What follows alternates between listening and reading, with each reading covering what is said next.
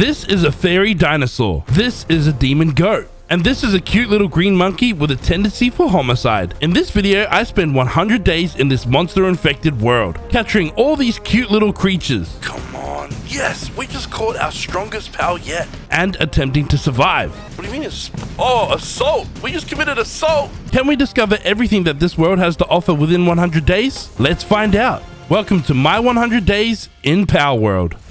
Hello homies and homettes, and welcome to day 1 of our 100 days in Palworld. We begin our journey by going backwards. Yes, normally people go the other way to start this game, but today we're going backwards because there's some free loot chests straight away. You open this, you're gonna get some gold coins, a power sphere, and a mega sphere, which is crazy loot for the beginning of this game. There's a couple other loot chests around here that I grabbed before we could really start. I then went back out to the front of the cave into the windswept hills. It's here I went up to this statue and found out that this was a fast travel beacon of some sort. And then there was a person just chilling by a campfire over here. They said something along the lines of I'm not a stinky person or something, but yeah, I'm not sure if this is important content for the game or not. And yes, this is a survival game, so I went around and picked up some stones and some wood so I can craft some early on tools. That's when we gained our first level. I then spotted a pal. It's a little chicken, so I punched it. I would like to state that I got this game in early access before it even came out, so I have no clue on how this plays. There's no tutorials. We weren't given any instructions on what to do, which means everything that you see in this playthrough, I'm just winging it. I am familiar with survival games and know if I see loot chests, I'm gonna grab them. I'd only now noticed that there's a tutorial menu in the top right hand corner. It's telling us to make a primitive workbench. I guess we're gonna have to build our base somehow. We crafted it rather slowly, but this is when we discovered this is how you get your early tools. I went ahead and made a stone pickaxe because stone's a little bit harder to get, and I assume that wood's pretty easy to get. I forgot that you actually have to take the pickaxe off the bench once you craft it. I then went and had a look at the technology bar in this little pause menu, and then went ahead and unlocked everything that I deemed useful, which honestly at this time is basically everything. I could then craft up our very first power sphere, meaning we can go out and capture our very first pal. Hey yo, my mans, you wanna be my friend? Hold on, let me catch my breath real quick. Punch, punch, punch. Oh, we're gonna be best of friends. Oh no! Freaking bounced off your freaking fat head.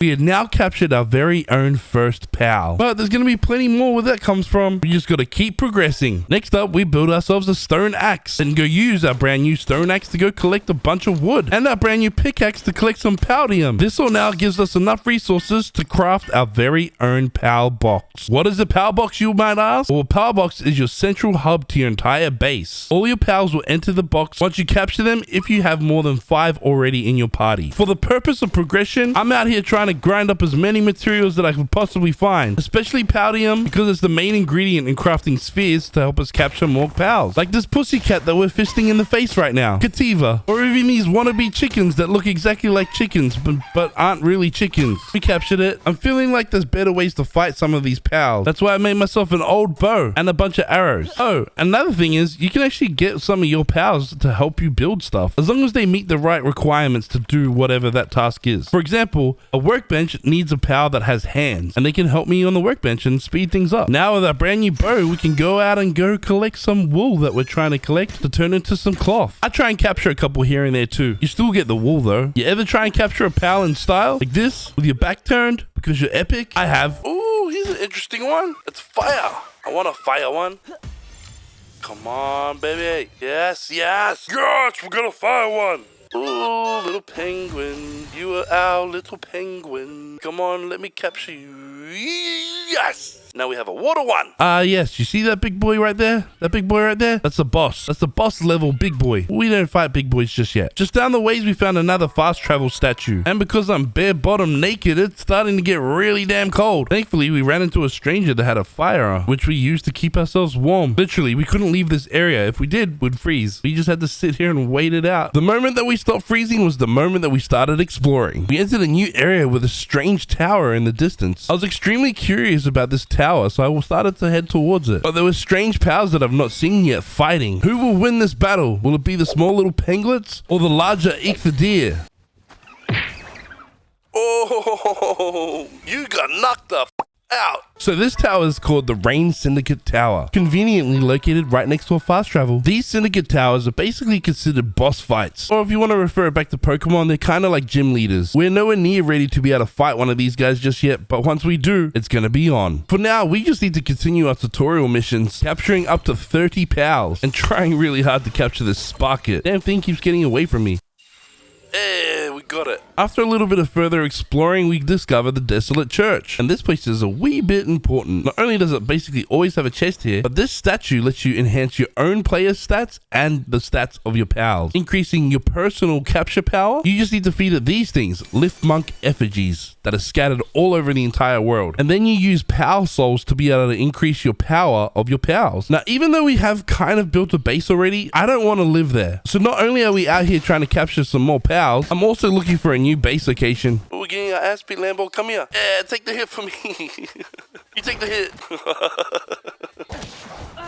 Oh no! Oh, we play around too much. Where we died, there was no spawn points. Instead, I just spawned right at the beginning, went to the fast travel beacon, then fast traveled back to the Desolate Church. This wasn't quite where we died, but it wasn't really that far away either. I'm just thinking at this time, I really wish I unlocked that fast travel beacon in the distance. And even with some Syndicate thugs right there, I had to go and unlock it. I ran across this bridge, only to discover significantly stronger pals. Did that scare me off? Hell nah. If anything, it made me more curious. Although there was some pretty cool areas over there, I just knew that I'm too weak to stay there. And I wasn't really too excited about getting my ass handed to me all the time. Instead, I kind of actually like the idea of this area. It's nice, it's big, it's open, and it's close to a higher level area. Guess it's now time for us to set up shop. This is going to be our forever base location. I start by placing down a bunch of foundations. This I plan to use as like the workshop, or like where we place all the crafting benches. I then go ahead and place down our power box. But I don't think this direhowl here likes the idea of new neighbors moving in. He leaves me with very little choice but to try and capture him. It was unsuccessful, so Lambo knew what to do. Now, if I had thought about this better, I probably would have placed the power box not quite there, as once it's set, it's kind of hard to move. I then go ahead and craft up some much needed storage boxes, a campfire so I could cook some food. I moved the primitive workbench up to here. As it became nighttime, I decided to make ourselves a bed. The thing is, you can't sleep in it unless there's a roof over the top of the bed, which I had finally done, but for some reason couldn't sleep in the bed. That's okay though, because now we could upgrade our power box. Each time we upgrade the power box, we can increase the amount of pals that we can have working at our base. Each one of the pals that are working in your base though do need a bed to sleep in, otherwise they kind of get stressed out. But it is nice having enough pals here to do all the work for me. I chip in some help here and there too. It's day 3, and after that freezing night, I think it's probably a good idea that we get some clothes on our backs. Right after I attempt to catch this direhowl. Come on, buddy. Yes. One thing I have to say, this is just your entry-level clothing. I think it looks pretty damn dope. Now that we have a base established, it's probably a good idea for us to start catching some more pals, which is sometimes easier said than done.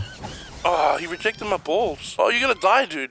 See, if you just came to be our friend, you'd still be here with us. I almost forgot, you have to feed your pals regularly. As you can see, the pals are pretty eager to be able to build this feeding trough thingy. You can also somewhat automate them feeding themselves. With placing down some farming plots and having the right pals out, they can feed themselves pretty much. For now, I decided to help kickstart this whole process. After all, I think everyone's getting a little hungry. Next, I placed down the pal gear workbench. This allows us to be able to craft certain items that can help pals do other things. For example, sometimes you can ride a pal, or you could fly a pal, or you could use a pal as a flamethrower or a rocket launcher, or give it like machine guns. Yes, all of those things are legitimate things you can do. Man, I'm progressing so well in this game that I'm on fire. No, literally, I'm on fire. Is someone gonna put me out? Dude, Penguin, you're a water type and you just stood there the entire time? Next up, the pal box gave us a mission to make an egg incubator. These do exactly what you might think they do. They incubate eggs. Yeah, you can collect eggs around the world here, or even breed your own pals, and then this will incubate them and then turn them into pals. Next, the pal box wanted us to make a crusher. No idea what that is, but I do know how to punch a green monkey in the face and attempt to catch it. Successfully caught ourselves a Tanzee. I wonder if we can catch its mate here. Come on, buddy. You want to be our friend too. Ha ha ha, easy W. Our collection of pals is coming along quite nicely, but we still have a long road ahead of us in this 100 days. I then encountered one of the strangest looking jiggly jelly-like pals that I'd ever seen. Oh, hell no. Stay back, friend. Stay back, stay back, stay back. No, no, no, no, no. You're gonna kick my butt. Oh, dodged it. Oh, what the frick? Bro, he's way too close to base for comfort. Oh, stay back, sir. Oh no, he got me. Note to self, even if they're really big and kind of look friendly, they're not. As the sun went down, I went out and I caught myself another direhowl. These guys are really damn strong and might be good for base defense. Day 4 starts off with us gathering a bunch of resources. We're gonna need a whole heap to get this base in order. And since this is a creature capture game, sometimes I really just can't help myself but capture creatures, especially pals that I haven't caught yet, like this little jolt hog. Now we have our very own Jolthog, little Sonic the Hedgehog wannabe. After gathering a bunch of resources, I could then go ahead and make this. This is a ranch that can be used by the farm type pals, like your lamb ball, your chickpea, and even there's like a cow type. With that, as long as they're a part of your pal workforce, you'll then passively generate wool, eggs, or milk respectively. Getting this base completely automated and self-sufficient is really our goal right now. Having this tree farm here and a couple pals working away at it means we have passive wood forever. Hopefully eventually I'll never have to get the axe out ever again. Oh, and we finally started making the crusher. If you're wondering what this does, well, it does exactly that. It crushes certain items into other items, like wood into fiber or stone into paldium fragments. I found a large verdant egg in the wild and we incubated it and scored ourselves a dinosaur. We can officially say we have one of our largest pals. Now after that extremely busy day, I think it was time to go lay our head down. Day 5 and we awoke from our slumber. Went straight to the workbench and started working on a parachute. Hopefully now if we fall from heights we don't die. It was nice to see our friend Dinosaur doing whatever the hell it's doing. But most importantly, we're out here trying to catch up to 30 pals. Remember our tutorial mission? Yeah, we're still trying to achieve that. And of course, personally, I would like to have a mixture of new pals and some old pals and whatever I can kind of capture really, but new ones are cooler. That's assuming I can weaken them enough without them dying. We did search around and I found this little mine shaft here called the Abandoned Mine Shaft. Just like any other brave explorer, we went in there, only to discover a creepy man just standing there in the distance. Oh, this whole room is sadistic. What are you, the black marketeer? You're not aggressive, obviously. I can talk to you. You trade any kind of pal, whether it's stolen pals are prohibited. Oh, I don't have enough money for any of these, but you can have some of my extra pals that I don't really want. Well, thank you for your business, sir. Dude, is that a guillotine? An axe for... Bro, all of these things are for chopping heads off and I just sold you all my pals. Oh my god. I'm sorry, pals. You guys are definitely gone. There's a lesson for you kids. Be very careful who you sell your pets to. You never know their true intentions. On our way back to base, I saw one of the cutest little fluffiest pets I've ever wanted to see in my life. So the only appropriate thing we could do was to stab it. And of course, attempt to catch it, which we managed to do. Let me introduce you to Cremis. Oh, remember how I have a parachute? Well, no better time to test it than now. Kinda underwhelming, but it's nice to know it works, I guess. Just uses our stamina. Knowing very well that I plan on capturing a bunch of more pals, I went ahead and farmed up a heap of paldium. Capturing pals in this game not only adds them to your crew, it is also a great way to level up. This level was a particularly good one. We could get a dire house saddle. Another egg that we found turned out to be a flame bell. They're cute little candle type fire types. I went to check what resources I needed to be able to craft a dire house saddle. I was only a little bit low on wood. One of my most favorite mechanics in this game is that as long as the resources are in the storage boxes in your base area, any workbench will pull those resources from the storage box to be able to use them. Meaning they don't have to be encumbering me by being in my pockets to be able to be used. Now we have ourselves a dire house saddle. All I need to do is hold down F and I jump on the back of my dire house. Now we have a fun and exciting way of traveling around this Palworld. Whilst you're riding a pal, you can control their attacks as well. The only thing is, sometimes this is a little bit janky, and sometimes the creatures will attack you directly off the back of the creature you're riding. With the base starting to come together and me having a dire house saddle, I really wanted to go out and do some more exploring and see what discoveries I could make, and try and capture some pals that I haven't caught yet. Welcome, T-Fant, to the family. I'm also out here trying to kill off water type pals, as I need their pal fluids. Don't ask me what pal fluids really are, it's sus, alright? I also came to the realization that at nighttime, different pals came out, like Daydream here. This will make a really interesting addition to our team. Then we met one of the most interesting nighttime creatures. His name is Depresso. Someone give this kid an Xanax or something, or maybe tell him to watch an AronAztek video. He'll never be depressed after that. I did discover a frozen egg in the wilds though. That'll definitely be something new that we haven't caught yet. Managed to unlock another fast travel and found a sealed realm. These are basically just boss fights. I really do enjoy the fact that we get to ride around on the back of this dire house, and I'm pretty sure it's kind of bugged when you go in the water. Like, it's still running. Day 6 and we're still out adventuring. And that's when I see a pal that we still haven't caught yet. This strange little blue duck. Well, its name is Fuck. Or some people call it Let me try that again. Its name is Why does it keep getting beeped out? Once I returned back to base, I started getting jumped by some Syndicate thugs. My dinosaur trapped this one, so I threw a pal sphere at it. No way. No way. We're literally about to capture a human. A human being. Syndicate thug? We captured a human? Oh my god. We're starting to find an abundance of eggs out in the wild, so I think a second egg incubator as the play right now. At least this way we can start hatching multiple at the same time. I then took Dino Hell out and started doing some more exploring. There's so much of this map that I want to discover. So many items to collect and different pals to meet and claim as our own. Just like this Celeray, whom I didn't even have to fight to become our friend. Next up, we chased around this goat with a bad tumor on its back. I missed a lot of attacks, but we eventually got a couple hits in. I was starting to get my ass beat, so it was time for us to leave. I rushed to the closest fast travel I could find and teleported back to base. I had realized that I didn't have enough beds for all my pals that were out working for us. We don't want to make them unhappy, and another way to keep them happy is to give them one of these, their very own hot spring that they can relax in at any point in time. Keeping your pals' sanity high and keeping them happy allows them to work a little bit more efficiently. And who doesn't love it when they just stand there and smile at you? Remember that frozen egg that we hatched? Well, yes, it's a chillet. They're like a wormy dragon type with frozen abilities. I learned how to make a feathered headband. It's supposed to protect my head. I'm unsure how a feathered headband would really protect my head, but I'll take it for now, I guess. I then went ahead and crafted up some more essential workbenches. This being the repair bench that repairs all of our tools and armor. Next, I wanted to craft up a furnace, but I needed a special resource before I could craft it. So I could get that, I needed to go out and unalive some of these fire type creatures. I needed their organs, specifically flame organs. Might as well pick up what these little penguins drop as well. And there we have it. Thanks to some dead fiery creatures, we could craft up our own furnace. The following morning, I woke up and thought to myself, I would like to shoot 3 arrows at a time. Thankfully, the good people at Palworld gave us that option in the form of a bow. This is the appropriately named 3-shot bow. Before having some fun with our new bow, I went back to church. It's always important to visit church, people, especially if you get extra abilities out of visiting church and somewhat stronger pals. Now it's time to test out our 3-shot bow and try and complete our tutorial missions. Yes, I'm legitimately trying to fight the Syndicate boss right now. Dude, these cinematics are freaking dope. Alrighty. Okay, we're gonna party in the party town. Zoe and Grisbolt. Let's do this.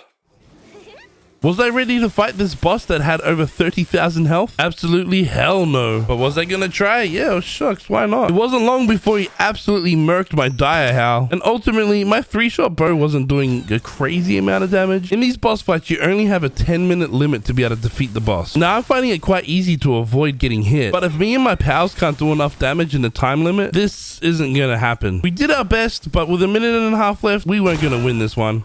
He jumped up for one attack and deleted me straight out of this arena. Now, the only question remaining was, what happens to all my gear? Is it stuck in the arena? Or can I collect it from near the entrance of the Syndicate Tower? And there's our answer. All of our gear was right at the front door. We're clearly unprepared to be able to fight this Syndicate boss, but not too unprepared to be able to capture more pals. Just up these stairs here was like a Syndicate camp base kind of thing. Oh, there's an actual pal inside that. Oh, can I free? Oh, I can free you. It's all right. You don't have to stay trapped and held by them.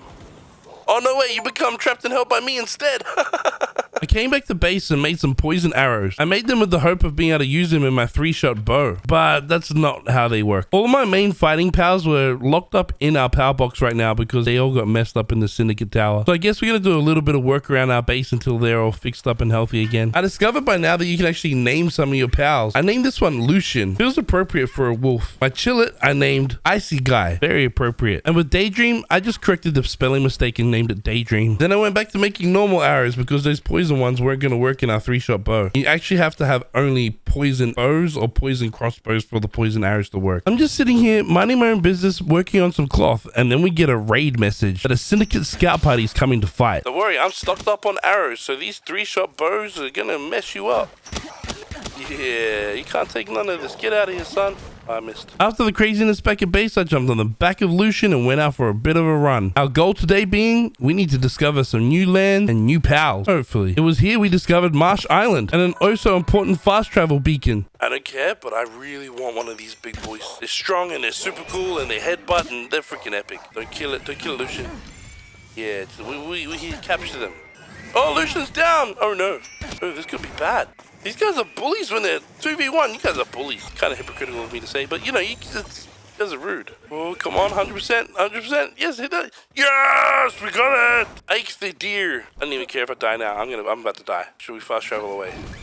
I tried to stay in this fight but it was fruitless. These purple deers are just too damn strong. I quickly fast traveled back to go make sure my gear was all good and safe. It was. And then we continued adventuring. That's when I saw a Roddy. Might be a bad idea to have an ice type versus a fire type, or a good idea because it doesn't do too much damage and weakens it enough for me to be able to capture it. Just sometimes it takes a couple attempts to actually capture it. Knowing now that the Syndicate camps seem to hold trap pals, I do try to make an effort to go in there and clear out the entire camp so I can free the pal. Well, free it from the Syndicate thugs, and then I just take them and it's my slave now. Whenever I go out exploring, all I'm really looking for is some more fast travel beacons. This makes sure that I get a good idea of where everything is around the world without having to lose track of being able to get home. And on the odd occasion I die, at least I can just fast travel back to this location and go get my gear quite easily.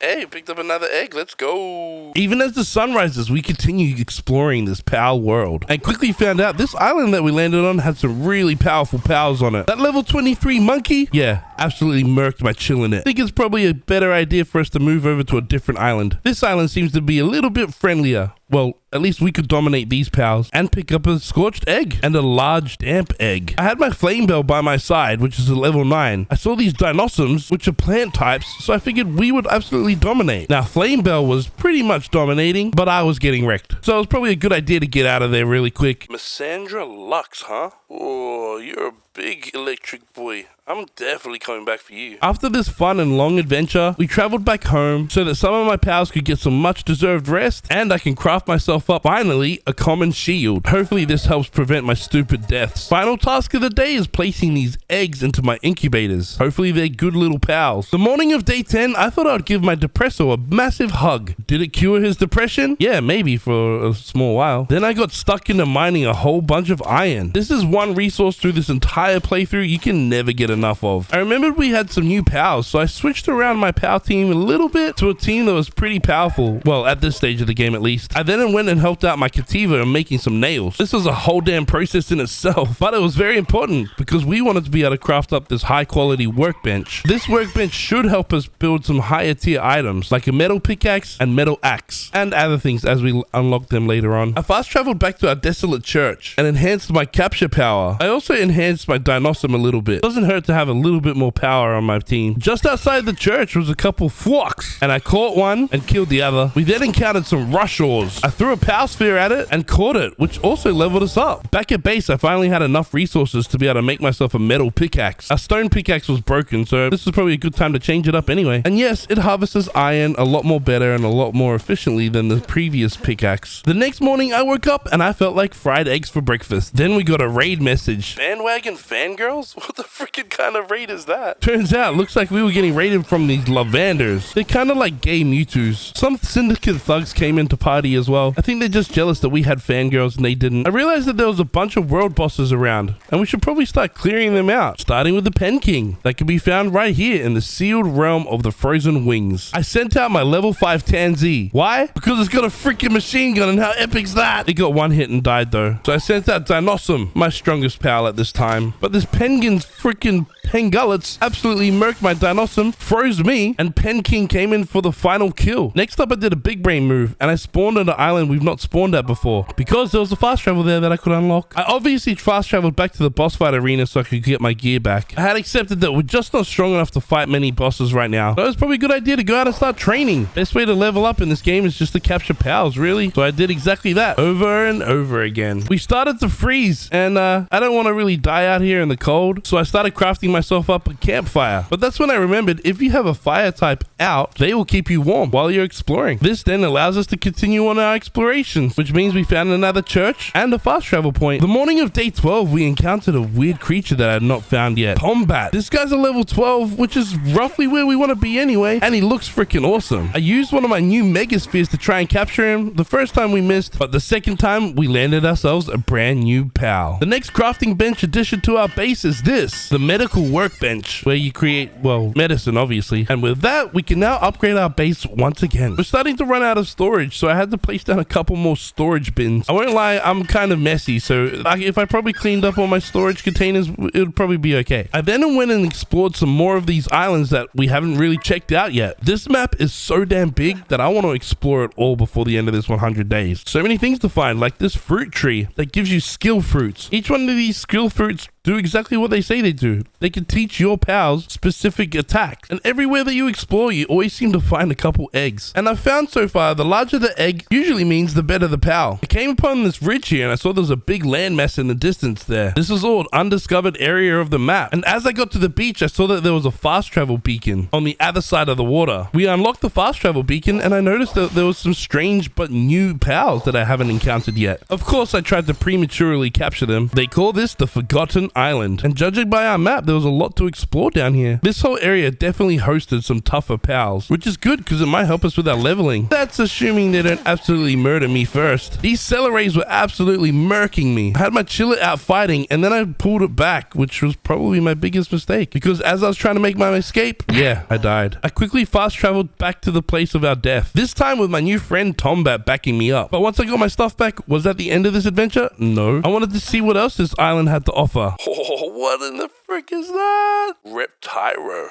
Oh, you're freaking epic, dude. I'm definitely capturing you one day. We continued to follow the track and we spotted another pal that we had yet to discover. Oh, Univolt. G'day there, Mr. Univolt, mate. Oh, what the frick? I want these freaking dumb pigeons. I want the Univolt. Alright, now that they're dealt with, let's go get this Univolt. Yo, is my man sleeping standing up? No more. Wake up, Univolt! Oh, crap. Hey, Tomcat, don't kill him, bro. Don't kill him, bro. Don't kill him, bro. Gotta capture him.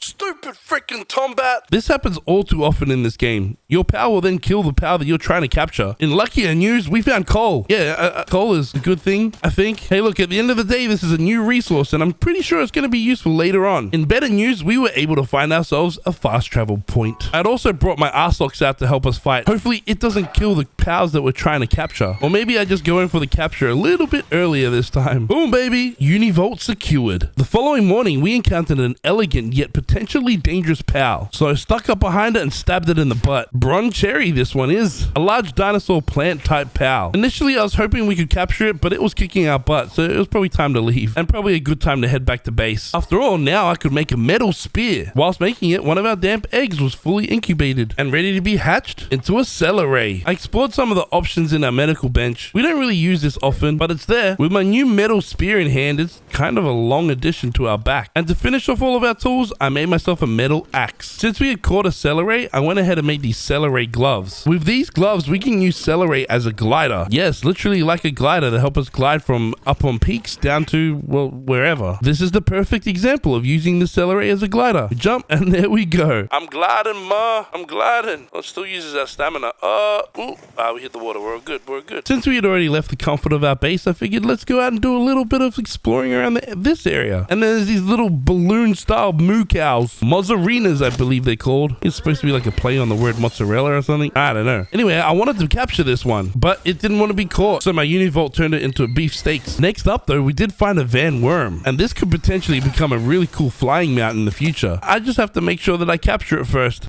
Van Worm secured. Again, we're trying to spend a lot of this time trying to unlock a lot of this map. Whilst we're unlocking them, we're trying to find as many fast travel points as possible and get a good idea of where most of the points of interest are, like this boss fight arena. Day 14, I checked to see what I needed to do to increase my base level, and I need to make a cooler and a sphere workbench, which will actually be extremely handy. Can't believe I have to build this all myself. Where the frick are all my pals? Worst slaves ever. I made the cooler box. I just needed to cook up some more materials so I can make the spheres workbench. In other news, our frozen egg was ready to hatch. We got another chillet. Oh yeah, and Univolt being a horse type pal means I can make a saddle for it and we can ride it. This will make a pretty damn cool land mount. Once made, I had to check it out. Hey, we're riding Univolt. Let's go. Oh, are you guys serious? Oh, the AoE attack is sick. Come here, come here. Oh, get wrecked, you stupid little thugs. And again, you are dead. We then went ahead and placed down a spheres workbench, and now all my pals would come and help me make it. This now means I can craft mega spheres. We had caught a bunch of pals, so I went to go visit our black marketeer friend and sell off a bunch.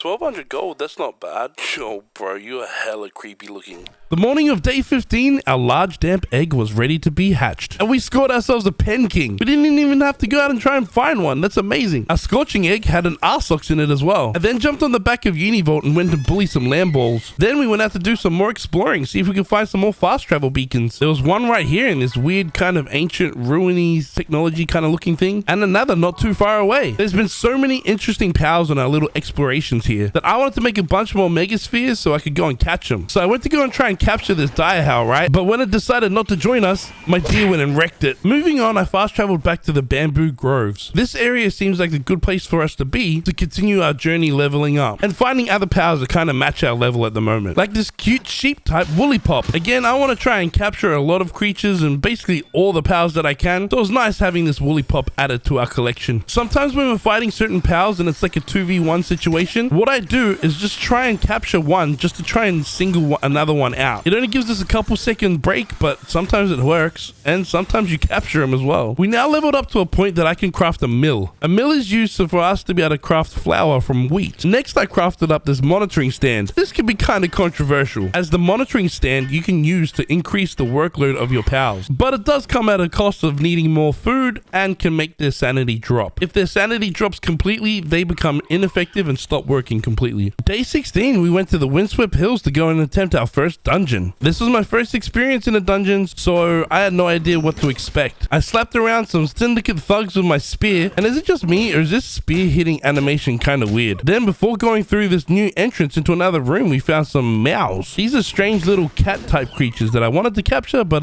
yeah, I accidentally killed. This dungeon had a bunch of different rooms in it that had different pals and or enemies at the time. Occasionally we would find large deposits of resources like this Palworld fragments, but most of the time we just kept finding ourselves getting lost in this place. We did discover sulfur down here though. That's a cool new resource that I assume is going to be used to make ammunition for guns. Oh, how I cannot wait to get my hands on a machine gun. I wasn't having much fun down here and couldn't really figure out how these dungeons worked, so I figured if we're going to spend all this time down here, I might as well come home with a bunch of resources. This here is like the center room that you're supposed to use, I suppose, to try and figure your way around. Again, I'm kind of an idiot, so I got lost and only found my way back to the way that we came in. And don't worry guys, later on I figured this all out on how it all works. Remember, I had early access, so there was no guides on how to play, and I was trying to figure things out as we went along. To change things up a little bit, I started crafting up a crossbow. It seems like the player weapons in this kind of go in tiers, and each one that you unlock later on becomes a little bit stronger as you go along. Again, like I said earlier, I just want myself a machine gun so I can spray down some of these pals. It was a really dark night when we went out exploring again in the bamboo groves. Whoa! What are you guys? Oh, I'll sort them out, bro. Bro, you guys are crazy little imp, elf, big-eared rabbit wannabes. I want one. Just like any exciting creature capture game, when you discover something kind of new, you just want to capture it. And just like that, we secured ourselves a loop moon. Weird kind of name, but cool kind of creature. I'll take it. Both of them. The next day, me and Univolt went to go clear out the Syndicate thug camp. My new crossbow was doing some mad damage. This teamed up with Univolt made these guys have no hope against us. We managed to free this Mohawk toucan as well. Apparently, it's called Toko Toko. Strangely enough, though, these little kelpsies came to join in on the fun. Of course, I haven't caught a kelpsie yet, so that's exactly what I did, earning another level while we did it as well. Next up, I made an Arsok saddle. You know the fire ram guy? Yeah, he's now rideable. Well, that's if we can get a freaking pal to continue working on it at least. Stupid pals, none of them are freaking working on it. Oh well, I guess if we can't get the job done right, we do it ourselves. That night, we were climbing up a mountain when we saw some Syndicate thugs in the distance. There was also one of the most interesting pals I'd ever seen. This guy, his name's Incineram. He's like a demon goat kind of looking thing, and I had to capture this pal. Fortunately, my first attempt, we actually landed this guy. After catching Incineram, I couldn't care less about all these other guys around, but we managed to catch Lee's punk as well, like a hooded gecko kind of lizard thing. The morning of day 18, we traversed to the top of this mountain peak, where we found a common egg, but also got to enjoy the beauty of this world. Dude, look at that. This is crazy. And everywhere you see, you can go to. With all the fun views out of the way, we jumped off the mountain and released our glider at the right time. After all, I saw a lift monk effigy that I had to go collect. I then went ahead and raided another Syndicate thug camp where we got to free a Sparkit from its captors. We then ran across this bridge. Basically, I'm just trying to unlock more areas in this map, as I'm sure there's so much more to discover. I then spotted a fast travel statue in the distance, which led us to a small settlement. Yes, turns out in this game, there's a bunch of little settlements of people that are friendly and don't want to kill you. Kind of refreshing. There's also merchants that you can trade goods with. Like this particular guy sells schematics for different things that you can build and craft back at your base. But in particular, he has wheat seeds that I can use back at base to create a wheat farm. There was also a pal merchant that would buy and sell pals. He's less creepier than the black marketeer, but he still has a guillotine in his little house. Immediately, I went back to base and placed down these wheat farms, knowing very well wheat can be turned into flour, which then can be turned into bread and a bunch of other recipes. Oh, and I might have bought the long-eared headband schematic schematic from our merchant friend back in the settlement. You might have thought I forgot about Incineram. No, we decided to take him out for a good run and really test his might. Whoa, what did you do to that tansy?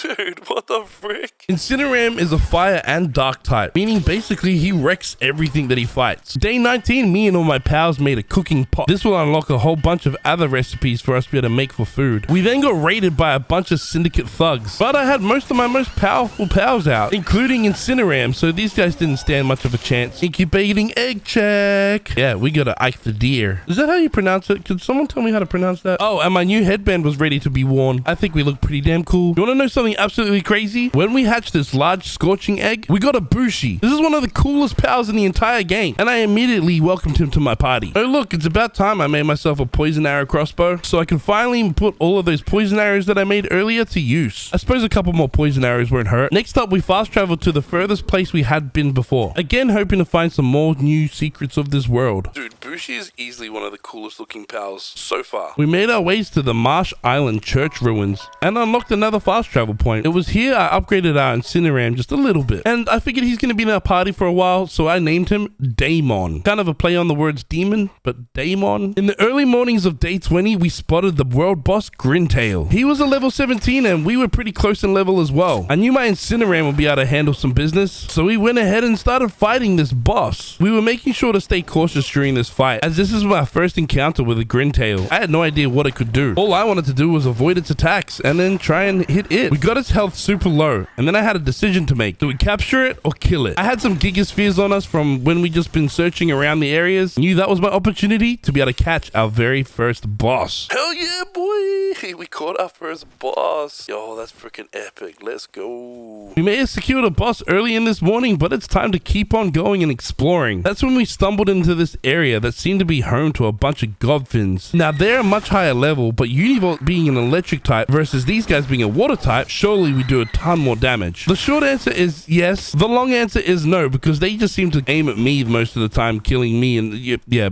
Univolt died as well. Anyways, I came back to base to check out our Grintail. This overgrown spooky cat was pretty damn cool and pretty damn strong. Seems to like to body slam people. Nothing was safe. Turns out I could make a saddle for Grintail as well, which at this point in the game makes this probably one of the largest riding powers that I've got. From here on out, my goal is to be able to capture all of the world bosses, not just kill them. Sometimes this could be easier said than done though. 20 days in and I'm pretty sure we're strong enough to go and fight this Syndicate Tower again and win. Hello Harley Quinn wannabe. I'm back and a lot stronger. You're gonna lose this time for sure. This time I started using my poison arrows whilst having Unibolt do a lot of the big damage. I made sure to hide behind the pillars as much as possible. This Grizzbolt was really fast. Just under 8 minutes left in this fight and we've already done over 10,000 damage. I've never been great at maths, but I think we might actually win this one. 6 minutes left to go and he's only got 12,000 health remaining. Univolt's still going strong and my poison arrows starting to run out. I then start to use my poison arrows sparingly, but when I run out of poison arrows, I get my Grintail out. And Grintail does crazy damage when she body slams people. Zoe and Grizzbolt only have over 3,000 health left, but I'm also getting wrecked as well. It's still anybody's fight. 1,000 health remaining, 600 health remaining, 200 health remaining. Will this body slam do the job? No, it doesn't. And just like that, we eliminated the Syndicate Tower. Yo, you're like dead. Sorry, dude. To signify us defeating this tower, you get to unlock a travel point on top of it. Although you can never actually travel back here. It's kind of weird, but oh, whatever. Good morning and welcome to day 21, where even though we destroyed Syndicate Towers, it still doesn't make us immune to raids. This raid in particular, we need to take very seriously. You see, these Tokotokos, they're here on a kamikaze mission, and if they hit any one of my buildings, they'll basically destroy it all. Thankfully, me and my Van Worm were able to handle business. Later on in the evening, we went out to go do some more PAL capturing, because this is the best way to be able to gain levels and experience. And if you're lucky enough, you might stumble across a PAL that you've not caught before, like this cute little PAL right here. It's called Nox. We then continued on capturing a bunch more PALs and unlocking more fast travel beacons, all up until we stumbled across a world boss. This Chillet. It was sleeping, but we needed to go kill it, or at least attempt to capture it. The first time we missed out, but it might not have been weak enough. So instead of weakening it, I just tried again, and this time it seemed to work. Hell yeah, 2-for-1 special. Not only did we get a boss, we leveled up as well. We now leveled up to level 19, which means we've unlocked the breeding farm. And breeding done right can really change your game. But we're still out and about exploring. My goals right now are really to level up as fast as possible and discover new parts of the map. We did though discover a Nightwing, which I had managed to capture just before it was killed by my cell array. We ended up finding ourselves kind of circling back to the starting area where I saw this guy just chilling once again. So I smacked him across the head. I don't know why. I was just curious to see what would happen. Ooh, criminal activity underway. You gonna get the police onto us right now? Back at base, I started cooking up some cloth. Now, why do I need so much cloth? Well, that's so we can make a Nightwing saddle. Yes, making a saddle for this Nightwing means we can hit the skies. Once this saddle was prepared, we summoned our Nightwing and jumped on its back and started flying. Yes, we're finally flying. How freaking cool is this? Oh, wait, is our stamina running out already? We have barely done anything. Oh, no, we're falling. Oh, okay. So he lands. He doesn't touch the ground, but he's still kind of flying. Okay, that's weird, but anyway. The flying mechanics do take a little bit to get used to, but hopefully later on there's other creatures that fly a little better or differently. For now, we're just gonna have to go out and capture new pals. Well, attempt to capture new pals and increase our levels. Being able to fly has changed our game so much. We can now reach new heights and collect some stuff that is on the ledges of like mountains and stuff. And exploring the map has become a lot easier too. Day 23 with our flyer, we ventured on over to a place that I'd never thought I could go to yet. This area had some really high level pals and seems to be mainly fire type pals, ones that I've never seen before, and some that I have but much higher levels. If we traveled too far inland, we started to burn, but there were some eggs here, and maybe in this area these eggs are a little bit better. We're definitely gonna have to prepare some better armor if we want to come back here anytime soon. Instead, we better just stay in our lane and stay in areas that we can handle for now and capture creatures that we definitely know we can capture, even if sometimes it's a little bit of a struggle. Remember that big jiggly dinosaur pal that murked us earlier in this 100 days? Well, thanks to Damon, my Incineram, we finally had an opportunity to be able to capture one for ourselves. Come on, boy. Yeah, give me a Relaxosaurus. Come on, give me my jiggly boy. Yeah! Relaxosaurus on lock. We arrived back to base on fire, of course, and now we're level 20, which means we can unlock the Gigaspheres and a bunch of other items. But I'm mostly excited about the Gigaspheres, obviously. I don't know why it took me this long to place this thing down. Now we basically have access to unlimited stone. I arose the next morning with a bit of chaos happening around our base. Not really, everybody's just getting to work and I'm doing nothing. Although, I do need to repair my bunny ears. I then went ahead and started making a weapons workbench. If you're wondering what this does, well then, you're a little bit silly, aren't you? It makes weapons, duh. Then it was time for us to take on another boss. Yes, we're in the arc of boss killing, and any boss that's a similar level to us or lower is going down. Even though Azerobe is super elegant and cool looking, being a water type, it doesn't handle well against our Univolt. But again, I'm playing this cautiously because I really want to capture Azerobe. Once it was finally weak enough, I threw a Gigasphere at it. It just so happened to release an attack at me before it went in the sphere. But hey, we captured it at least. Here's the question of morality for you. Technically, we're freeing this pal, right? But really, we're taking it home to our and greedy purposes. So is it better with us or is it better with the Syndicate thugs? Building that weapons workbench means we can upgrade our power box. You might be able to hear something right now. Yes, that noise indicates that there's a shiny nearby. Like right freaking there. That is a shiny Lamball. And yes, I'm gonna freaking capture it. Who doesn't want shinies? I don't care what they are. I just have to capture this over-enlarged prostate before all of my pals come and try and kill it. Hey, yes, we captured our first shiny. That night, we went down to the beach to go meet up with a certain person. This gentleman right here, the Pal Merchant. I didn't intentionally come to find him. He was just here. It just kind of happened. But since we had been on a massive capture spree recently, I sold a bunch of our pals to make some more money. Then I went to his friend that was nearby and bought a couple things from him too. Day 25, we fast traveled back to the starting area. Now, why could we possibly be here? Well, it's quite simple. We're here to meet up with one of our friends. This is Fang, my editor and one of my boys. And yes, you probably heard the shiny in the background. Of course, we're going to take this chance to be able to capture it. Remember, shinies are rare and we love shinies. At this point, I was just trying to get Fang used to how this game kind of worked. Not that I had any clue on what was happening. Yeah, he seemed to be a fan of our Daemon here. I brought Fang back to base so he could kind of get started and start making his own gear and stuff. I tried to scare Fang with our Grintail. Being such a big, scary kind of purple cat might have worked. Whoa, what the f is that? Oh, it's you.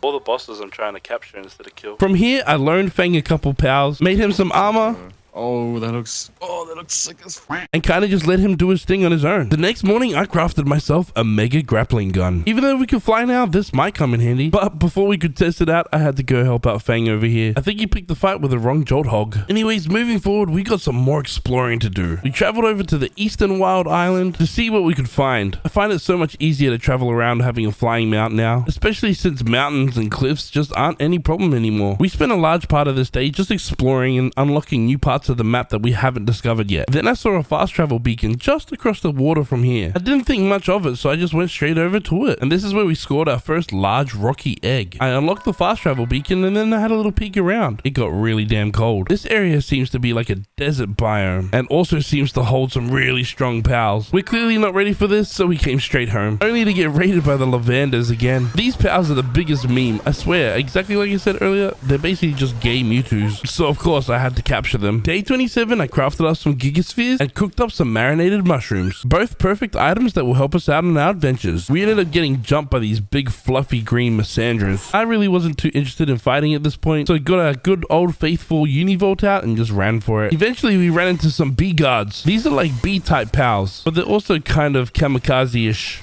Oh, Univolt just got yeeted. Could I possibly catch one of these with a gigasphere? No, I couldn't. Again, we're just exploring to try and open up some more of the map. These bee guards are really damn cool, except for when they start beeping like this. Pretty much means they're about to explode. Since we're in a brand new area, I tried to traverse this mountain to try and get up as high as possible so we could have a good look around. I kind of pestered this sleeping Cinnamoth, mainly because I wanted to try and capture it, which we happened to do. I then went ahead and tried to do some sciencing. I wanted to know if we could build a little bit further out to hang over the cliff. You can't add a roof onto a foundation, but if we build a roof, can we keep the roofs going out further and further? No, that's as far as we could go. But we were still at a place that we could admire the view. The view here was too hard to pass up. So cool, in fact, I wanted to build another base here. So I began by placing down a bunch of foundations, but the building in this game is kind of janky and I knew that this wasn't really going to work. So I enjoyed the view for one last time and searched for the closest fast travel so we could go home. There's plenty to do around here, like try and get these guys out of the trees up there. And I need to make a Vanworm saddle. This should be a little bit of a game changer because Vanworm should be a lot better than the Nightwings. And as soon as that saddle was made, we jumped straight on the back of our Vanworm and we flew straight down to here to go and see what Fang was up to. He was just building his little base down here and killing some of the locals. That night, the large rocky egg was ready to hatch, and you'll never believe what we got. Yes, a Digtoise. These things are freaking epically cool. Now, you know you're making really good progress when you place down larger storage chests. Low-key, this is one of those moments you know you're doing good. Exploring on my Vanworm is so much better. He seems to last a lot longer in the skies and is a little bit faster than my Nightwing, making unlocking these fast travel points so much easier. What is this place?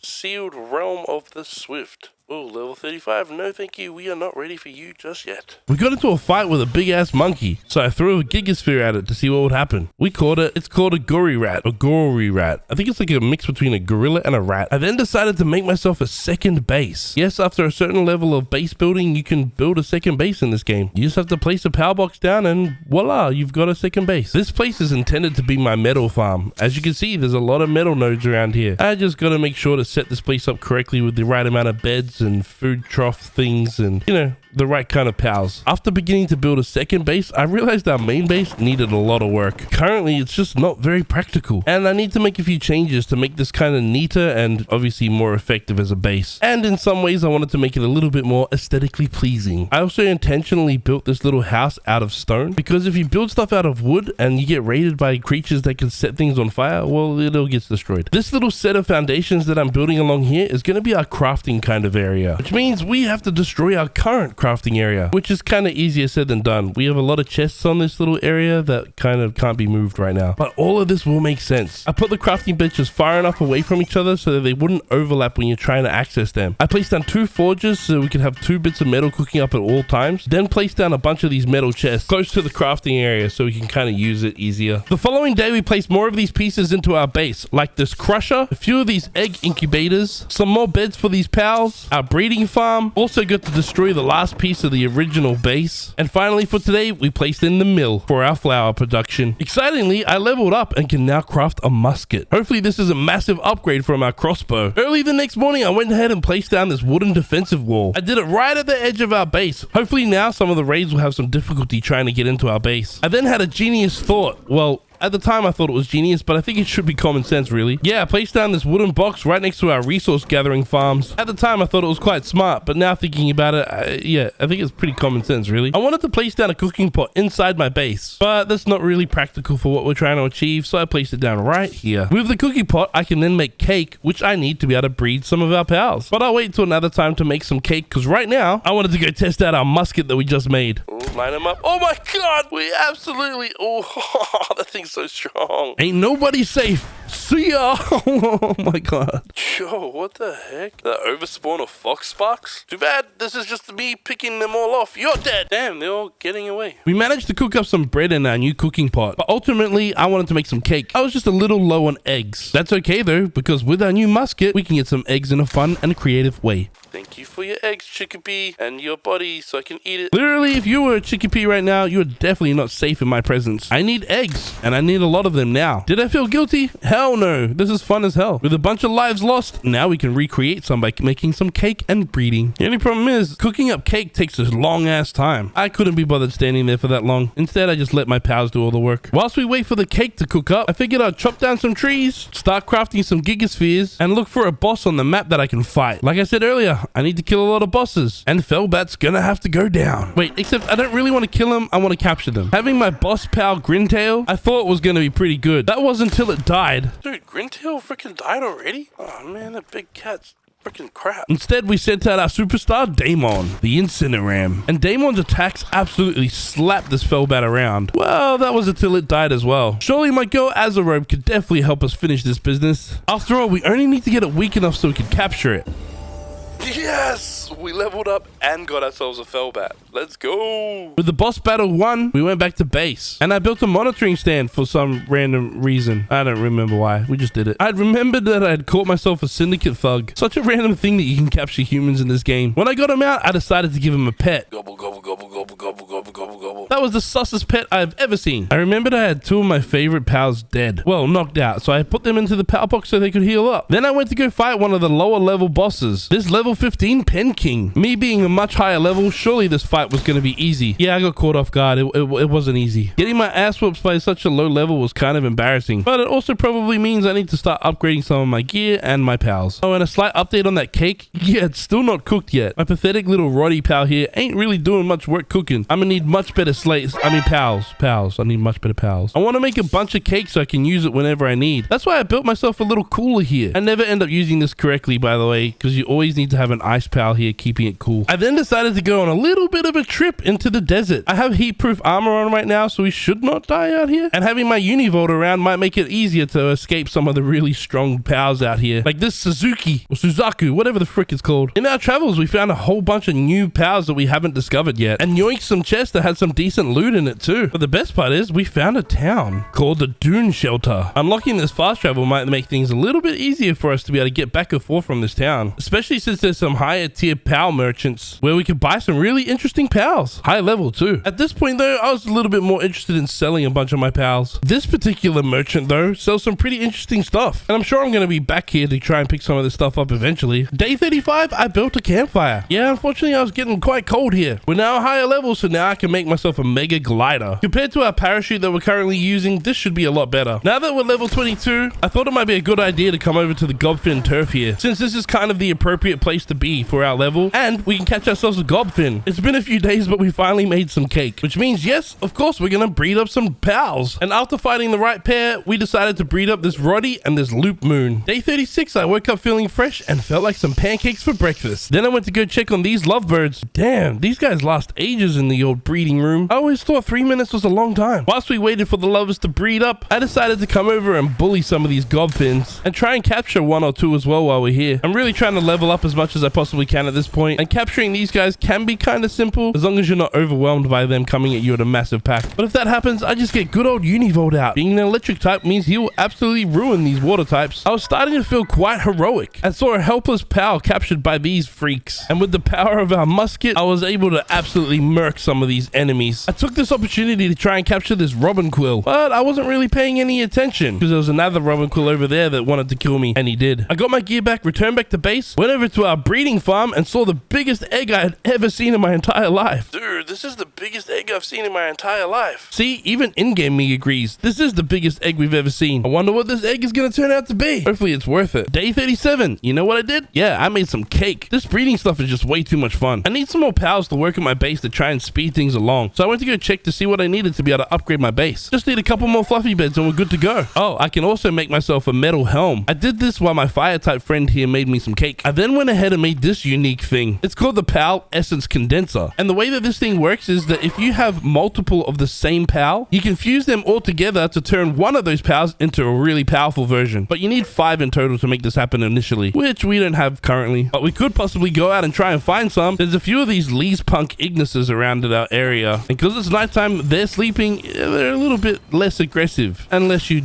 don't actually successfully catch them. Knowing damn well that I really wanted to try out this condenser, I really wanted to try and capture a bunch of pals that I could use to test it out. And there's a bunch of arselocs around here. Just trying my best to actually capture these guys is kind of tricky though. Although we did manage to capture quite a few, and a few Wixens because they were around and they're actually really good as base people. But now that we have more than 5 arselocs, we can now condense it. At this time, I chose the highest level arselocs that we had that had a decent stat ability as well. Fused 4 others together, and then these were the stats that increased. It's also now time for us to start breeding up some more pals. I'm just throwing in 2 random pals of the opposite genders to kind of see what happens. The huge Verdant egg still had 25 minutes to cook up, and I was curious to see that if I had some heat source around it, if that would speed up the process. And even with a fire pal there, it didn't seem to make a difference. Anyways, I made some fluffy pal beds. Remember, we needed to make 2 of them so we could upgrade our pal box.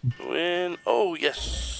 Alright, we've upgraded it. Now get some more pals working at our base. It's day 39 and there was one boss that I kind of forgot about. King Pucker. I probably could have fought this guy a little bit earlier, but I just didn't. We're here now though, so that counts, right? And I'm kind of guessing because we're a higher level, he was a bit easier to catch than he normally would have been. There's another pal that I had never caught yet that I kind of forgot about as well. Yeah, Bronze Cherry. I can't believe I never actually caught Bronze Cherry yet. That's such a weird thing. I feel like today is one of those days we only had boss fights on our mind. Welcome to the sealed realm of the invincible, aka the home of Catrice. She's only at level 23. I don't know how she's considered invincible. Either way, between my shots with my musket and the power of my univolt, I was able to throw this gigasphere at Catrice and secure her as our best friend. Day 40, we're back out in the wilds, unlocking more parts of this map and fast travels, of course. Ooh, what's that in the distance? What, bro, is that a whole new kind of biome? Indeed, it looks like we have found a new biome, or something that kind of resembles a new biome. I don't know what that is. Seems like it's disconnected from the island that we're currently on, so the only way to really get over there is on my vanworm. As we ventured up there, we noticed that it started to get a little bit hot. Did this stop us like it probably should? No, it didn't. Oh, what's over this wall? Oh, I can see a fast travel point. Stupid stamina. Come on, vanworm, we cannot die. I really wanted to get to that fast travel point. If we can get to it and then unlock this new fast travel point, even if we die after that, we can still get our stuff back. Phew,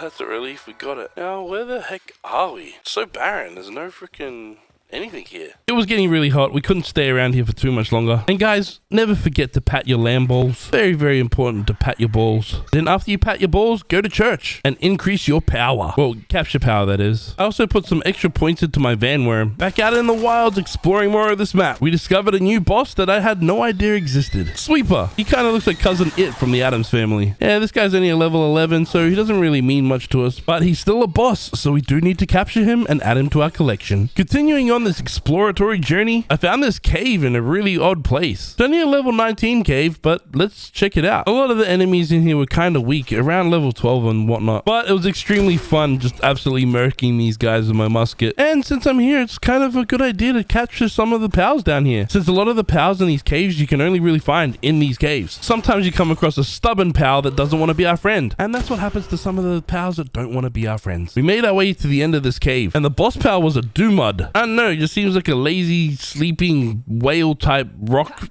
ground thing. I don't know what it is. Either way, I don't currently have one, so yeah, I had to capture at least one of these, and hopefully the boss one as well. Wow, that was a bit easier than I expected. Another tip for this game is once you defeat the boss, you come into this area just behind the boss fighting arena area. There'll be 2 chests that you can pick up some pretty decent loot and a portal that gets you out of the dungeon. Day 41, we snuck over to those forbidden hot islands again. I couldn't help myself. I saw a large egg and an effigy right close to each other. Well, actually a couple effigies. Of course we're going to pick them up. We want that extra capture power. I then went out to go and try and capture some of these Relaxosauruses. You know, the big jiggly dinosaur types? Not only am I trying to get a bunch of experience points, but these guys are just too damn cool. Also, this area has a bunch of iron ore, so I marked it on my map so I'd remember to come back here if I ever needed a bunch. Next, I went to go visit my big old creepy friend. Yes, the Black Marketeer. I mean, look at that freaking creepy smile, dude. And I bought myself a bee guard. They're not crazy amazing pals, but we didn't have them yet, so now we do. In our explorations, we went out to go and try and capture some bee guards. Well, that was if they didn't blow up in my face. Really, I wanted to get myself this Elizabeth. She seems kind of interesting, right? I mean, if she's always surrounded by some other bee types that just keep blowing up in my face, surely she must be of some kind of value. Yes, we got Elizabeth. As we continued on, we heard that lovely noise that we love to hear. There's a shiny nearby. We went to hunt down this shiny and it was one of those gale claws. They're really annoying and I don't really love them, but it's a shiny and I want to capture it. This particular shiny was going to be a little bit difficult. It's a level 30 and we're a level 26 and my pals are even lower levels, so doing damage to it is kind of hard. Like even my boy Damon died in the battle. Mind you, there was a lot of other pals trying to fight us at this one point in time. I kept weakening it and then kept checking to see if I could capture it, but its capture chance was just so damn low. And a bunch of my party members kept dying. This whole exercise was starting to get too difficult. I ended up escaping and kind of gave up on this whole thing. It was just a gale claw and it was such a high level that I knew I had no chance. And a bunch of my favorite pals were all knocked out. Anyways, moving on, we made ourselves a power generator, moving our progress in this game into the electrical age. Day 42, we added a large toolbox to our base. This increases the handiwork speed of our pals around the base. We then went out to go fight our next boss, the level 23 fire samurai Bushi. And this guy's easily one of the coolest pals out there. I had to try and capture him. Try being the keyword. This guy can even hit you through the wall. Oh, dude, I was even hidden behind the freaking pillar. This is not over. Get my gear back. We're going straight back into this fight. Ah, damn it, he's got his full health back. This time around, I played this fight out a little bit smarter. I used my Azarobe. Since it's a water type, it should have an advantage against Bushi, the fire type. But again, I wanted to capture Bushi, not kill it. I also never imagined Bushi to kill my Azarobe, but it did. Before I die again, I threw a Gigasphere at Bushi and we caught it. Yes, yes, yes, yes, yes, yes, yes. We got a Bushi boss. We got a Bushi boss.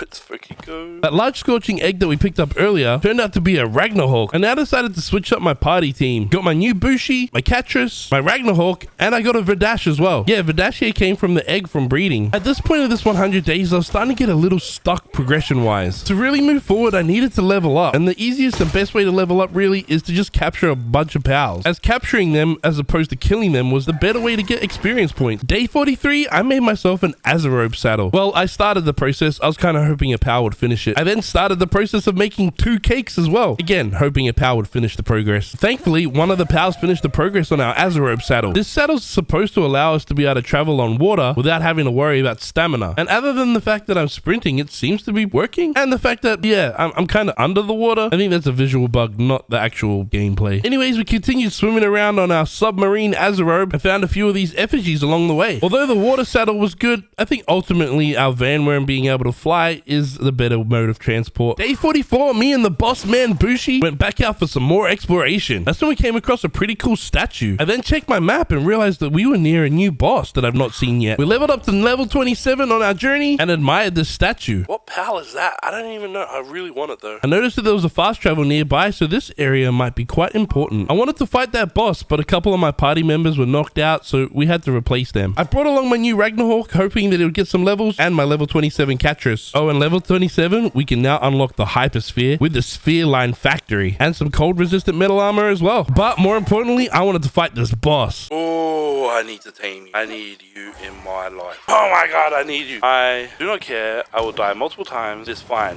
But you are getting tamed. I do not give a crap. Yes, as you can probably tell, I'm pretty damn excited to be able to capture this Quiven. I mean, how could I not be excited? This majestic dragon type is just freaking epic looking. Come on, come on, come on, come on, come on. Yes, yes, yes, we got a Quiven. Ooh, that's freaking sick. We had successfully secured ourselves our very own Quiven. Not just a normal Quiven, this is the boss type as well. So obviously it's a lot bigger. Can we just take a moment to appreciate this moment? We have the most epic looking freaking pal in this entire game. Well, at this point, we might discover more cool ones later. Day 45, we woke up and did some of our chores. Basically just collecting a bunch of ore from our other base. Seriously, in this game, you can never have enough metal ore. I then went out to go find and capture another boss. There's supposed to be a Fengerlope around this area. It was just a little bit tricky to find. I did manage to release this rib bunny though, but no matter how hard I tried, I couldn't find this freaking Fengerlope. We seriously looked for ages, but couldn't find this thing. Instead, I found a dungeon cave, and that was going to be a little bit more interesting, I suppose. Making our way through this cave was quite easy, especially with my boy Bushi here. I even managed to capture a pal that I haven't been able to catch yet, or even find in the wild. Fuddler is his name. He's like a cute mole rat type. But even more interestingly, the boss of this dungeon was a new pal that I've never seen before. It's called Hangyu. I don't know how original these designs are in this game, but this kind of looks like a coat hanger. I mean, it's nice to see people draw inspiration from places and things, but a coat hanger is kind of weird. And yes, of course, I had to capture him. Another great thing about these dungeons and caves is you can get these high-grade technical manuals, which give you technology points, which allow you to then unlock new blueprints and new items to craft. Back at base, we crafted up this flame cauldron. This helps speed up the flame and fire type stuff that happens in the base. That night, I went out on a daring mission to discover a new biome that we haven't found yet. This place is called the Frostbound Mountains. And no, I didn't intentionally come here. I just saw the Syndicate Tower and was just curious to see what was around it. I was hoping and praying that there was a fast travel point around here because damn, this area is cold. Probably doesn't help that it's nighttime too. We got to the fast travel beacon, I unlocked it, and then I had a little bit of a peek around. I knew I couldn't stay here much longer, so we quickly went to the fast travel beacon and teleported home. Phew.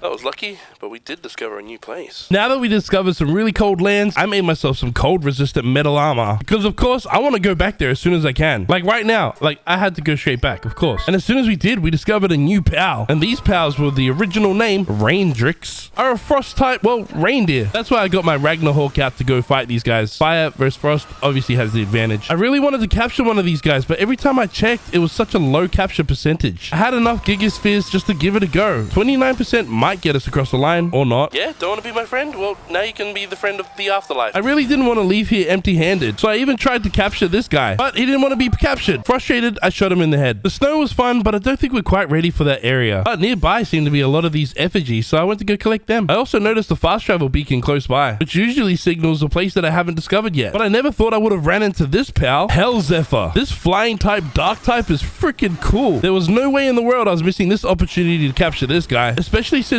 I think this is kind of rare. I had one hypersphere on me. It had the best chance of capturing this guy, so I threw it out and hoped for the best. We captured the Hellzephyr. Day 47, we built a silo. This building thing is supposed to speed up the farming processes around our base. Then me and Bushi started working on some nails. Might seem a little bit random making some nails, but no. We need a bunch of nails so we can make our very first sphere line factory. Where the hell am I going to put this thing? I swear there's not really a lot of space around this base. This little corner will have to do for now. It's nice having a bunch of pals come to work on this thing and speed things up a lot. With the sphere line factory built, we can now upgrade our pal box base, and we can now craft hyperspheres. Having these production lines mean that multiple pals can work on an item at the same time. You know what's crazy? I'm 48 days into this challenge, and I only just discovered that in the pal deck part of your menu, you can see the habitats of where certain pals spawn, whether it's day or night. And that's where I got a better understanding of where Hellzephyr and Quiven spawn, and a bunch of the other rarer pals. I had also gotten two of my pals starting to breed, my Warsect and my Bee-Guard. Wait till you see what kind of egg hatches from these guys breeding. But whilst we wait for the lovers to breed up, we went out to go capture or kill another boss type pal. This Broncherry was huge, but also only a level 23. Of course, I only wanted to capture this girl, but my Vanworm being significantly stronger than it, I was scared it might kill it. In the end, we captured ourselves a boss level Broncherry. And to make things extra special, once we got back to base, there was a large scorching egg waiting for us. Now we just gotta wait for this guy to hatch. Day 49, I went over to go visit my good friends, the Gobfins. And you know what we like to do to our good friends? Having Quiven with us made this a little bit easier, because yes, we are trying to capture a bunch of these guys, but that wasn't wasn't the real reason why we were here. This was just the closest fast travel to this boss fight. The sealed realm of the Stalwart. This is home to the boss Warsec. Being a ground and grass type, I figured my Bushi was the perfect person to fight this guy. But this Warsec proved to be pretty damn tough. I mean, our Bushi is a level 26 and Warsec is a level 30, so I do get it. I just didn't think that 4 levels would have made such a difference. Before my Bushi would die, I threw out Felbat to try and back him up. And Felbat come in pretty clutch, surprisingly doing more damage than Bushi was doing, but also struggled to hold up in this fight. I then threw out my favorite pal, Quiven, who I expected to do a lot more damage than it did. What the frick? A bunch of ones? That ain't gonna do anything. Was my Dig Toys gonna be able to help out in this situation? Not really. In the end, I brought my Bushi back out because it kind of healed up through this whole time. Warsec was now weak enough to try and attempt to capture him. We had a bunch of hyperspheres now anyway, so let's just give it a go. And first go, we captured this boss level Warsec. And to celebrate, we came back to the Dune Shelter to come and visit our friend the merchant. We had a bunch of gold, and this is kind of an easy way to buy ammo. Well, a little bit, that is. It's kind of expensive. Just outside of the Dune Shelter, there was a black marketeer, but this is when I made a silly mistake. I threw out my Dig Toys to try and harvest that iron, but he started fighting the black marketeer. Crap! Oh, frick. He's got a freaking minigun? Oh my god, this guy's freaking nuts. I didn't mean to shoot. I didn't mean to do that, dude. Oh, no. This guy's wrecking me. Oh, is he chasing? I don't know. Let's just get out of here. We escaped to a random fast travel point and discovered that there were some Grintails around. I had no idea these guys spawned here. Oh, we haven't seen these guys since the boss. Oh, we found some. Of course, we captured these Grintails so we could get that juicy bonus experience points. It's day 50 now and we're in the mid game, but progression's kind of slowing down a little bit. I would really like to try and fight another Syndicate boss sometime soon. I just know at this low level, I'm just not quite ready. So capturing multiple of the same pals is the only way to get the XP. That's exactly what we're gonna do. Dude, why are you starving over here? Just get up and go and eat, dude. There's plenty of food. Yeah, I'll feed you some mushrooms. Maybe that'll help. You want some drugs? I can give you drugs. Nope, that's not doing anything either. All right, let's just move you. Throw you over to the food thing. Okay, no, you're just stupid. And since the goal right now is to level up, we're gonna need a crap ton more of these hyperspheres. Oh, and you remember that egg that we got from Warsect and B-Guard? Turns out it's a Blaze Howl. Oh, what the hell is a Blaze Howl? We also had a huge rocky egg that we had found in the wilds too, so we put that in the incubator after the Blaze Howl was born. And if you're wondering what a Blaze Howl is, well, here you go. It's this majestic looking manticore type beast. It's now day 51 and I've been continuing to breed my Warsect and my Beerguard so that I could have multiple Blaze Howls. I then went back out on a big pal capturing spree as we are really trying to get some more levels, but doing this on default settings just takes so damn long. We're now level 29, which means we can craft ourselves a handgun, or at least force Catrus to craft a handgun for us. I then teleported back to go visit the Quiven boss. No, not really. I just knew that there was a new place that I wanted to discover that was nearby this fast travel point. Yeah, it turns out there's like a desert biome really close by that's full of these rock and ground type pals. We scored our original Dig Toys by chance and got them from an egg, but now we got to capture our own and got to visit some of the lazy mud whales. We had a lot of hyperspheres on us, so yeah, of course I tried to capture some of these guys as well. Remember, we got to get them juicy levels. I then turned around and saw a level 47 boss, Anubis. He's obviously way too strong for us now, so we got out of there as fast as possible. I was out exploring, minding my own business, and then I looked behind me and Van Worm was absolutely smoking these toucans. I had a 99% chance to capture one, but the other guys wanted to blow up in my face. You know, there's something special about Dig Toys that I really like. It might be because he resembles something else that reminds me of maybe my childhood. I wonder what that could be. Dude, I'll never get over the fact that these lavanders kind of walk like drag queens. Am I gonna get cancelled for shooting a drag queen in the head? Yeah, take that, RuPaul. And now you're my drag queen slave. Day 52, we traveled back to that snow biome from earlier. I've come with a bunch of hyperspheres now, so hopefully I can capture some of these creatures. And once I got this foxicle weak enough, I threw my hypersphere at it and successfully caught it. I also didn't want to miss an opportunity to capture myself a Raindrix. If I want to capture every creature from this game, I'm gonna at least have to try and capture them, even if they're pretty tough. And I don't know what it is, but we've had a bit of luck already today. Scored ourselves a foxicle and a Raindrix just like that. Since we're having so much luck, I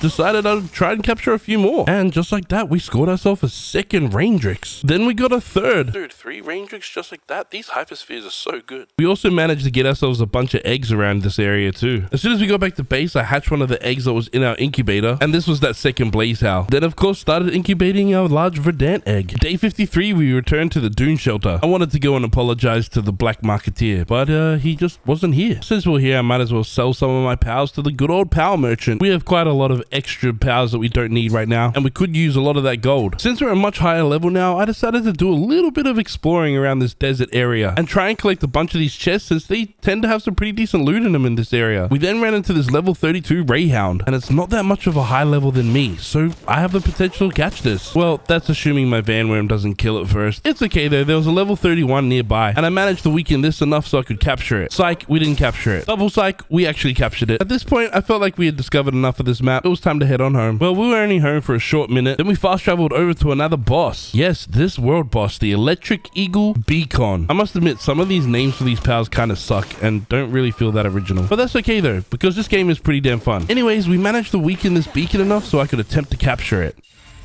And on the first try, we did exactly that. We captured this beacon. Now, did I travel home at this time? No, I didn't. There was another world boss that I'd yet to kill or capture. Yes, this Nightwing. It's only a level 18, but I still want to make sure I get all the world bosses in this game. My Vanworm was absolutely wrecking this guy. But again, I plan on trying to capture all the world bosses, so I had to bring my Vanworm back. Then I threw my hypersphere at it, and yeah, I kind of missed. I tried again, and it escaped. This freaking Nightwing was crafty. I kept missing my throws. And to make things worse, I was about to die. My health was extremely low. My options was to kill it or capture it. And yeah, I didn't really feel like dying right now. Day 54, the huge rocky egg was ready to hatch. What is it going to be? It's a war sect. I mean, that's kind of cool. I mean, we have a couple already, but it's still pretty cool. I then went ahead and crafted up a bunch of handgun ammo. Yes, if you haven't really noticed, we're at the handgun stage of our weapons right now. I kind of forgot to mention it earlier, but that's what we're up to. I would like to say though, I'm most excited about getting myself a machine gun. Who doesn't want to spray down some helpless and defenseless little pals? Since we've been hitting up so many world bosses recently, yes, it's time for another world boss. Meet probably the largest electric pony in this game, the world boss Univolt. He had his laser pointer directly pointed at me, so I ran straight behind my Ranger so it would take the attack and not me. These pals are basically my slaves anyway, so they can take the brunt of all the punishment anyway. This Univolt was low-key kicking my ass, and I definitely came here unprepared with not enough ammo. Thankfully, my Vanworm's pretty strong and did most of the damage and most of the work. Well, I suppose Quiven helped sometimes too, and my Blaze Howl as well. He was around too. Univolt's health was getting kind of low, so I threw a hypersphere at it. With only a 33% chance to capture it, we weren't successful. So I ran in with my axe. Since the axe only does very minor damage, it's a good way to chip away at some health points, increasing our chance to be able to capture it without killing it.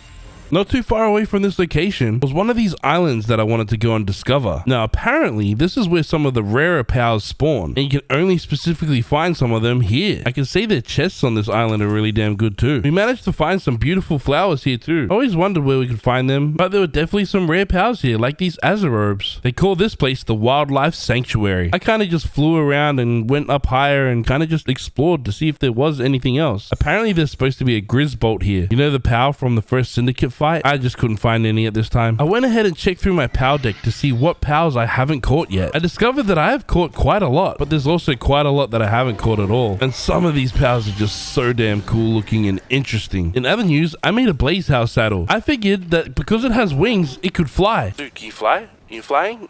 No, you're clearly not flying right now. Fly! Fly! Dude, you are the coolest looking freaking pal with wings, and you can't freaking fly. So stupid. So yeah, we discovered this Blaze House does not have the ability to fly. Kind of sucks, but you know, it still does look pretty epic, so I'll kind of forgive it. Day 55, we returned to this desolate wasteland biome. We returned mainly for the fact that we could actually survive here now and not die to the extreme heat. Since we're on a flying mount, I figured we'd just scale up this mountain and see what's at the top. Once we reach the top, seems like there's a few things going on here. Some weird new enemies that we haven't seen yet. The brothers of the Eternal Pyre. No, these guys are just some weird pyromaniacs.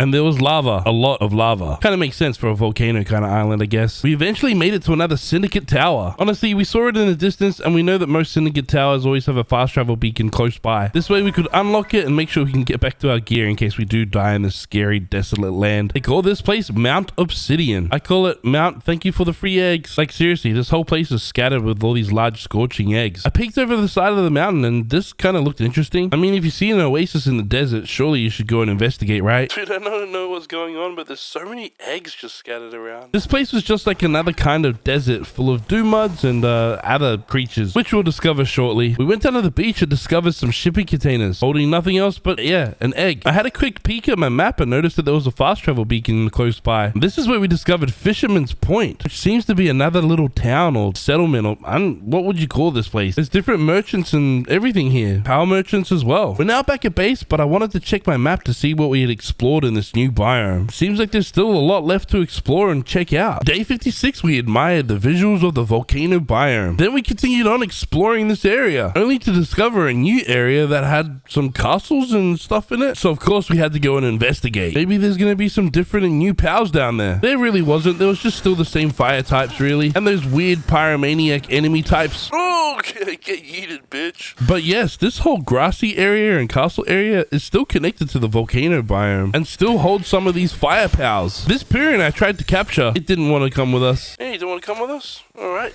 take this, sucker. I fell down the mountain.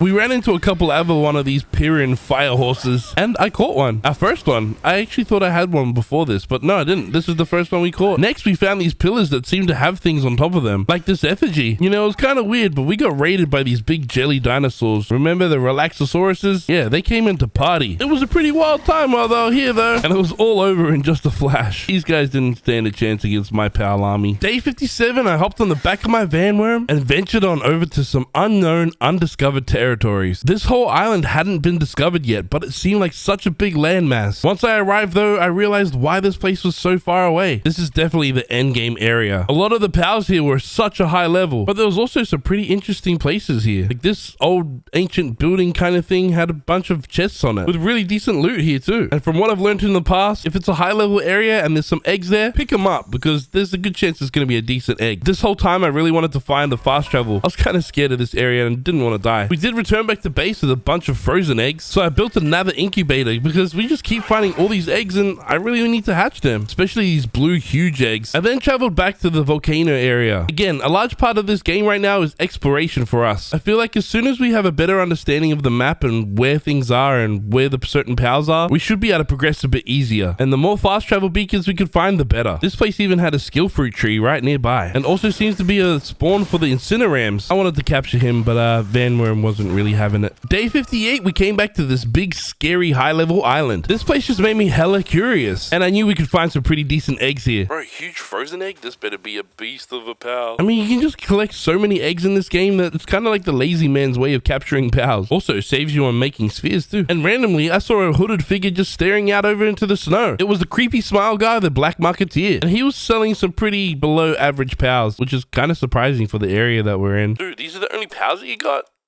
I mean, take the Jolthog just because I don't have one. Damn. You know, it's one thing seeing some Raindrakes and some Chillets around here being high level, but when you see wild level 31 Penglets, that's when you know things are kind of crazy. I have to try and capture at least one of these guys. Well, you want to know what else is kind of crazy? These little Penglets are murderous little fiends. When I respawned, I noticed that there was a notification that we actually caught one of those Penglets. Oh, dude, what the heck? We actually caught a Penglet? So strange. I'll take it. Thank you for the free pal, kinda. A couple of our large frozen eggs was ready to hatch. Let's see what we got. Van Worm Chris. Okay, not bad. What about you, big boy? What you gonna be? Ice Reptyro. Okay, 2 pals that we haven't caught yet.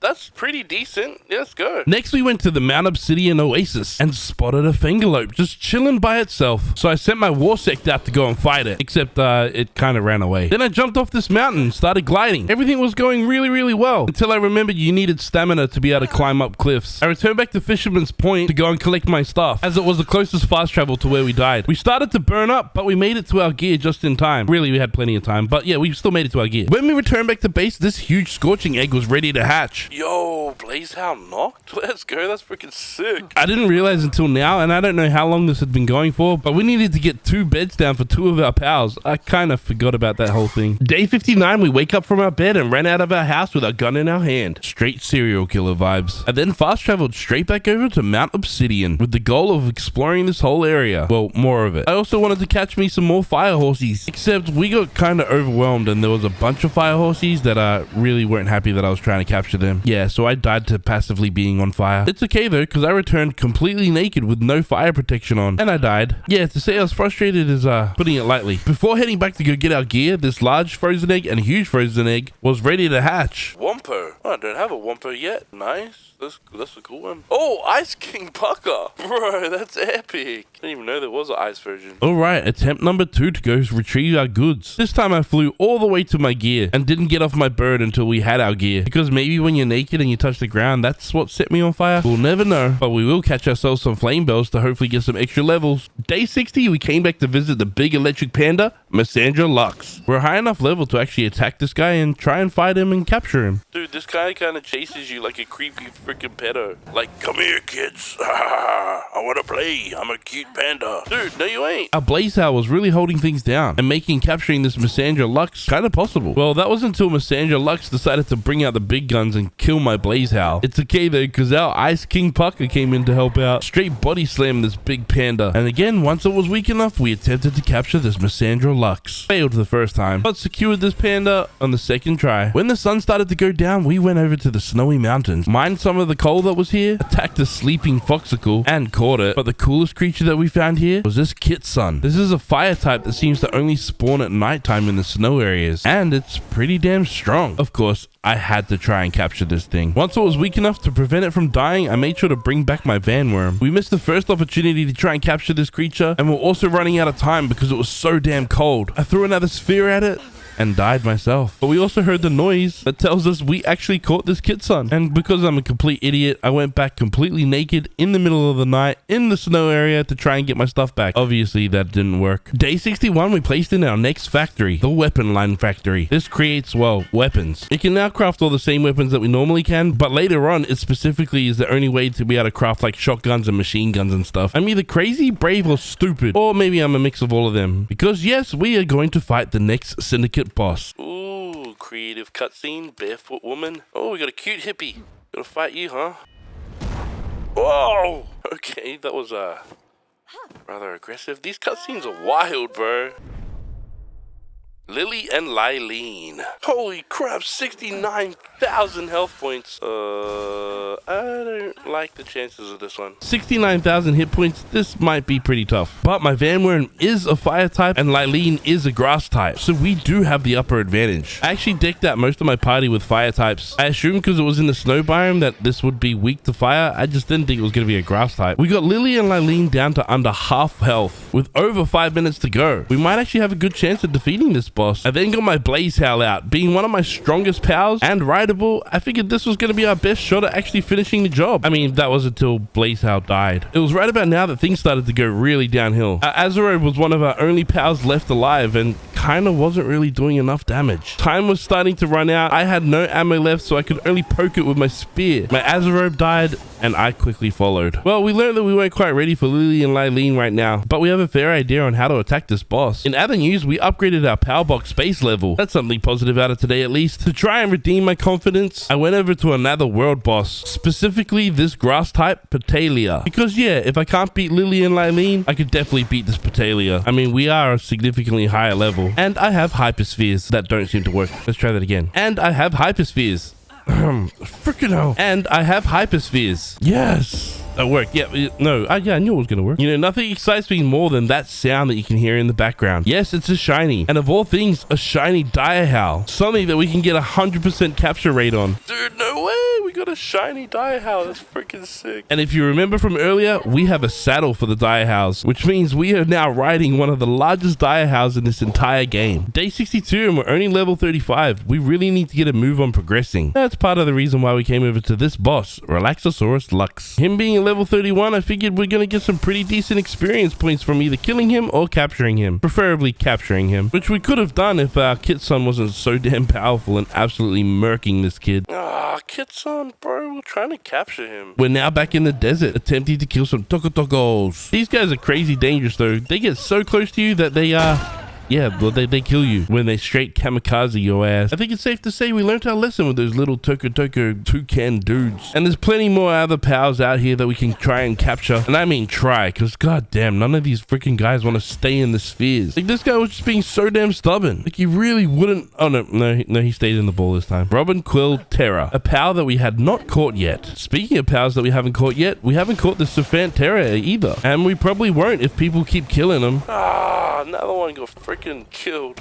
We spent quite a bit of time in this desert this time around. Flying around at heights means we get to have a good vantage point to be able to see things, like that fast travel beacon in the distance, or even the sanctuary island in the distance over there. But it was most important that we unlock this fast travel beacon, of course, and get a good idea of where we are and what we've unlocked on the map so far. We now built our next factory, the production line, which I didn't realize until very much later into this video that I built it back to front. This is just like your standard workbench, but can craft things a lot faster with a lot more other pals and a lot of the higher tier stuff that comes along a little bit later. We're gonna have to start capturing a lot more pals in the future, and ultra spheres are really the way to go. So I crafted one because that's all we could craft at this time. That sanctuary island that was connected to the desert that we saw earlier, I figured maybe because it's so far away there's gonna be some really cool and rare pals there. The first pal we saw was a level 43 Incineram knock. There was also some policemen on this island as well. Disclaimer, this little section here was recorded before they patched it. It's actually illegal to be on these islands, which we do discover later on. There wasn't really anything here that was too standoutish for us at this time. I swear, I keep forgetting every time that I upgrade my power box, I need to craft more beds because we can have more pals working around our base. I just forget that thing all the time. That night, we found ourselves in the desert and could hear that there was a shiny nearby. And of all things, it was a shiny vanworm. I couldn't pass up this opportunity to capture this shiny. I had my vanworm do most of the attacking, but this shiny vanworm was pretty damn strong. I tried using my Quiven, mainly because I couldn't keep track of which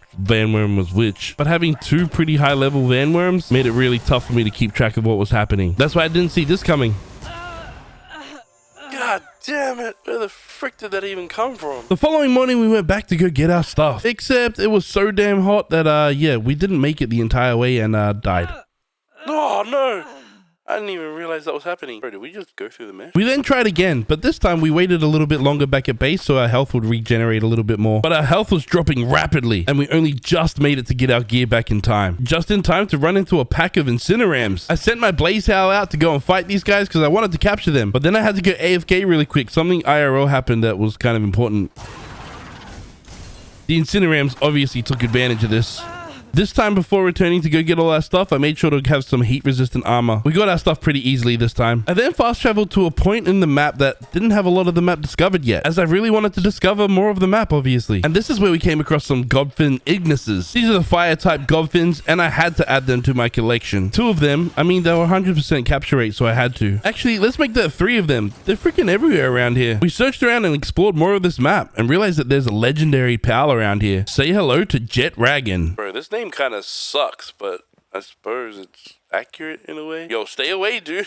Dude, I'm not ready to fight you at all. Your 11,000 health points, freaking craziness. We ended up just circling around this area and coming back to a place that we've already discovered. I would call this little trip pretty successful though. We found where Jet Dragon is. But before this day ends, we went over to the number 2 wildlife sanctuary and spotted the big scaly dude, Jomunda Ignis. Can't say his name, it's hella weird. And some others like King Pucker and Wampo and stuff. They were all too high of a level for us to even try and attempt to capture, but it's good to know that they're there.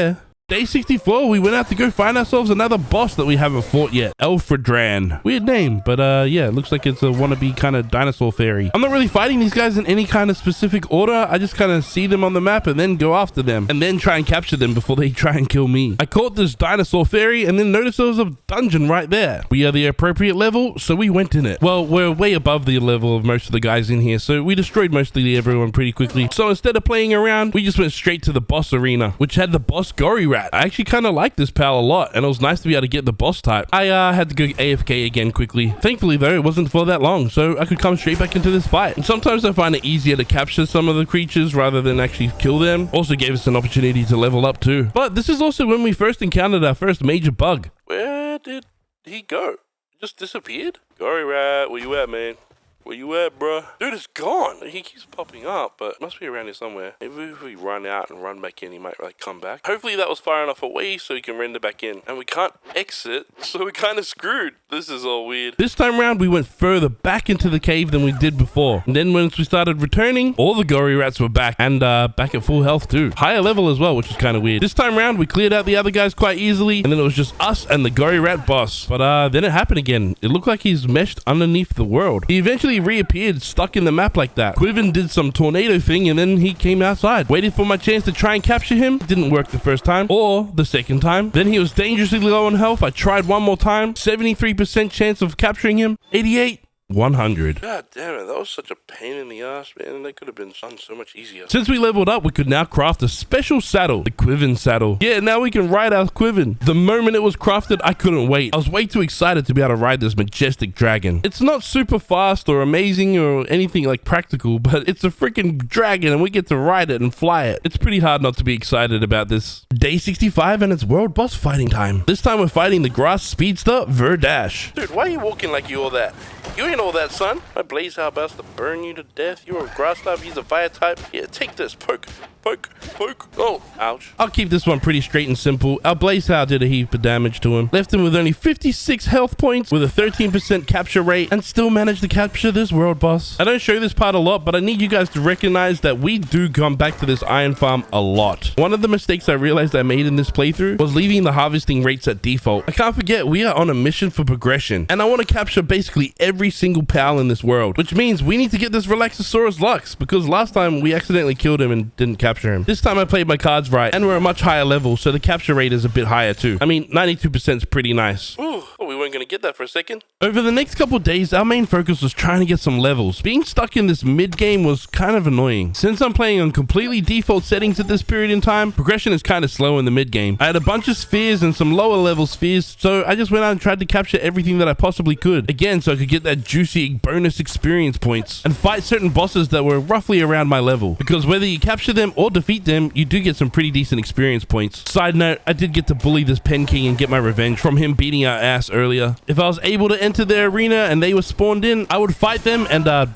well, I kind of died in this situation. At the end of the day, sometimes just capturing pals was the best way to get experience points. This was our first ever capture of a Morris. I wanted to science and see if Zoe and Grisbolt was going to be a good chance to get some good experience points. I literally just let Blazeout do all the work, and the experience points we got from this was kind of abysmal and not really worth it. Please remember, when I recorded this was before the game was even released, so there was no tutorials and I had no idea on how to do anything. And I'm a complete idiot when it comes to most of these things, and if you've subscribed to my channel for a while, you definitely know that. All I knew at this time was capturing the same pal up to 10 times was the best way to get experience points, even though sometimes killing him was just way more fun. Dungeons was probably my most favorite though, because there was always an alpha or a big pal there that we could capture. You know, the boss types. And just like this one, we secured an alpha boss type Gobfin. Day 68, we caught a little Tanz and it leveled us up. Unfortunately, getting to level 38 kind of sucks. There's nothing cool to unlock. But at level 37, you can make the refined metal helmet. We just hadn't done it until now. We put this helmet on and I don't really know if it's much of a fashion statement, but hey, each to their own. Then we went back out to go and try and get some experience points, capturing or killing some of these bosses like this Missandra Lux and even this Univolt that I decided to just poke with my spear. Poke,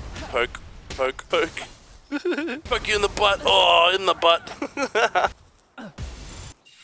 It's now day funny number, and we start this day out with going on a massive capture spree. I could also now make myself some heat-resilient refined metal armor. Our current armor was about to break, so instead of repairing it, we just made a new one, and red's definitely more my color. I then went to the snow to test out a theory. Can I last here with wearing my heat-resistant armor and not the cold armor? Well, obviously, as you can see now, the answer is yes. That's because before we left, in our accessory bar, you can see these two shirts. Those are cold-resistant thermal shirts that obviously keep us warm and safe in the snow. Day 70, we caught this rib bunny that let us level up to level 41. These guys were such a low level and we were such a high level that our power spheres were able to capture them. You know, the really cheap blue ones that you get at the start? I then really wanted to try and capture this Dinosaur Lux. We hadn't caught one yet. The only problem is it was burning and died to burning damage. We also went ahead and did something kind of fun. You see my Missandra Lux? You see how I'm riding him? Well, if you can ride him, you can also shoot missiles off his back.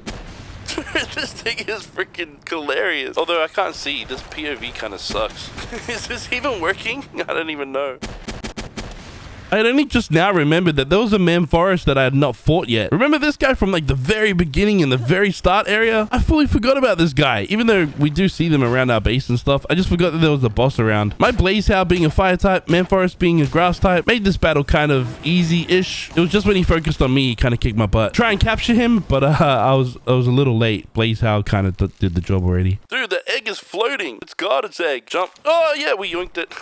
Again, now that we're level 41, we can fight tougher bosses like this Wompo Botan. Random ass name, but it probably does mean something. The question on everybody's mind right now, do we end up capturing Wompo or do we kill him? You want to know what happens? Holy crap, he killed Blaze Howl. What the frick? Bro, Blaze Howl, what the hell happened there, man? He's a grass type. With Blaze Howl out of the picture, I also died too. I really underestimated this guy. At this point in the game, I think I was getting a little bit overconfident. So of course, I had to bring my big guns in. Like literally, big guns. Missandra Lux's big ass rocket launcher, grenade launcher thingy is just too good. Well, it's too good in terms it's funny. It doesn't actually do a lot of damage. And if anyone knows how to fix this POV, let me know in the comments. Blaze Howl wasn't able to kill this guy, but probably my Quiven can. Oh, and to answer your question, we attempted to capture this guy. And we did. We caught Wompo Botan. I don't understand that name at all, too. It's a weird-ass name. Day 71, we're back in the snow zone. We're not here to capture pals this time. We're here to redeem ourselves and fight the Syndicate boss again. We're much stronger now, so we should probably, hopefully, defeat Lily and Lylene. We're not even a minute in, and Blaze Howl has already done significant amount of damage. But this cute plant princess keeps following us around. Hopefully, Vidash can sort her out. Vidash just wasn't really doing a lot of damage, so I swapped him out for Quiven. Blaze Howl's not dead, but we put him away so we could get his health back. One mechanic I do like about this game is that if a pal's not currently out that's in your party, it regenerates health while it's waiting, which is perfect for times like this, because now Blaze Howl's got a little bit more health back and does a lot of damage to this Lylene because it's a grass type and obviously Blaze Howl's a fire type. But this Syndicate boss is proving to be pretty damn tough still and had the ability to do some water type damage towards my fire type. So I swapped it out for my electric type, Relaxosaurus Lux. 6,000 health remaining. I swapped out my Relaxosaurus for my Quiven. 2,000 health remaining. We're still in this fight, but we're gonna win this, I think. 1,000 health left. I'm kind of looking like I might die. 500 health left. One last attack, and Quiven finishes off Lily and Lylene. Meaning we successfully defeated this Syndicate Tower boss and unlocked this fast travel that you never ever really come back to. Without hesitation, we continue this journey, fighting our next world boss, Sibilix. Bro, she's sleeping right now? Not anymore. This pal is a very interesting looking ice type. I kind of figured because she's level 40, she was going to be a little bit stronger than she is. This whole fight was kind of underwhelming. And once we got her health down to roughly around 100, I chipped away at its health by shooting it with my handgun and left it with 13 health. This gave us our best chance to capture it without Ultra Sphere. After slapping around some bosses, I figured it was time to go out and do some more exploring. This time discovering the whole new area all the way up north in this high level kind of biome. Oh, these are strange new creatures. Cryolinks. Yeah, we caught ourselves some cryolinks. This is where I finally found a new resource. See this odd-shaped rock? Yeah, it's pure quartz. You use pure quartz for a lot of the endgame craftables. I checked our map to see what we had discovered, and seems like there's a lot of this land that we still yet to discover. I knew if we made it over this mountain that there was going to be new lands to discover. Got a little nerve-wracking because as we got to the top, my stamina was getting really low. Come on, can we make... Oh, no, we didn't make it. Oh, we're falling. Oh, we're falling on the wrong side of the mountain too. We're gonna go straight into the water. No! Oh, god damn it. This guy can't swim either. We're gonna freaking drown down here and I'm gonna lose all my gear. Quiven was too tired to keep moving, so I tried to climb up this mountain myself. Then it started getting really cold as the night came through. I threw out my Blaze Howl to try and help warm me up. I checked my map to see if there was any land close by and it didn't really seem like there was. Desperate, I tried riding my Blaze Howl until we could find some land that we could walk on. Turns out I ran him to death. Literally. I then tried using Missandra Lux, but the cold got the better of us. The following morning, I made myself some cold-resistant refined metal armor. I'm definitely going to need this armor if I'm going to try and attempt to get my stuff back. As we got closer to where I died, I saw that the death beam seemed a little closer than I expected. Wait, hold on a second. Is it? Oh, yes! We don't actually have to go down into the water. How good's that? Let's go!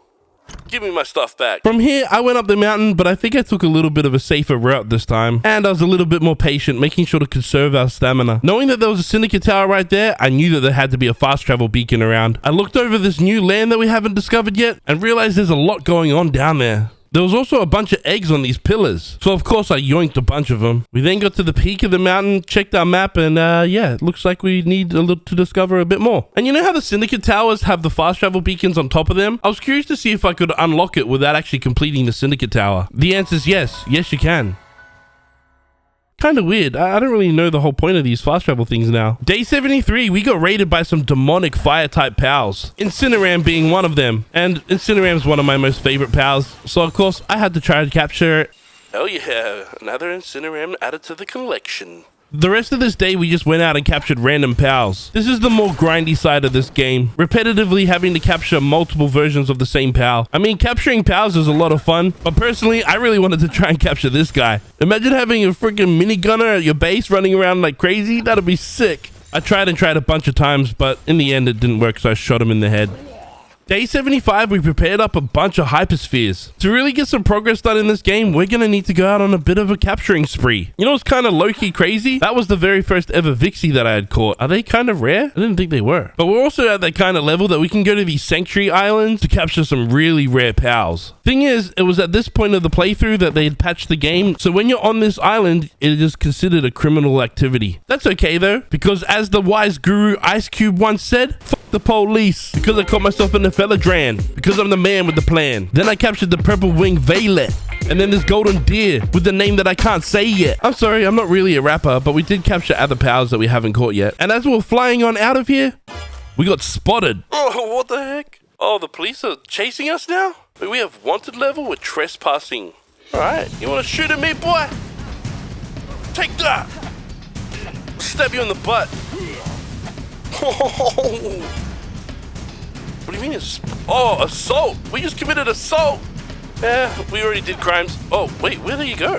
I wasn't really in the mood to be arrested or taken or killed right now, so we just went for a swift escape. But these guys just seem to spawn in you. Oh, what the hell?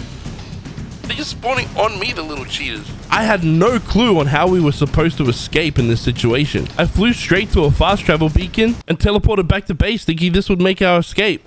It obviously didn't. They were there waiting for us. Not wanting my base to get absolutely destroyed by these police officers, I escaped to a really far away travel beacon. Then I jumped on the back of Quiven and flew just straight directly up. The police kind of bugged out and they just kept spawning multiple times, and then eventually it just all went away. That whole experience was kind of weird. But hey, it kind of reminds me of Grand Theft Auto and how like it has the wanted system and stuff. Day 76 was pretty much just another pal capturing day. But when capturing this Surfant Terror, we did level up to level 43. We then hatched one of those huge frozen eggs that we got earlier. It was a Mammoris Christ, adding a brand new pal to our collection. I then moved on from our handgun and started crafting the pump action shotgun. Day 77, we're back in the desolate desert. It's not called that, but it is desolate. This time trying to capture a new pal that we haven't caught yet. We've encountered it heaps, but we just never actually tried to capture it. It was just always such a higher level than us. Oh, and we're definitely testing out our new shotgun.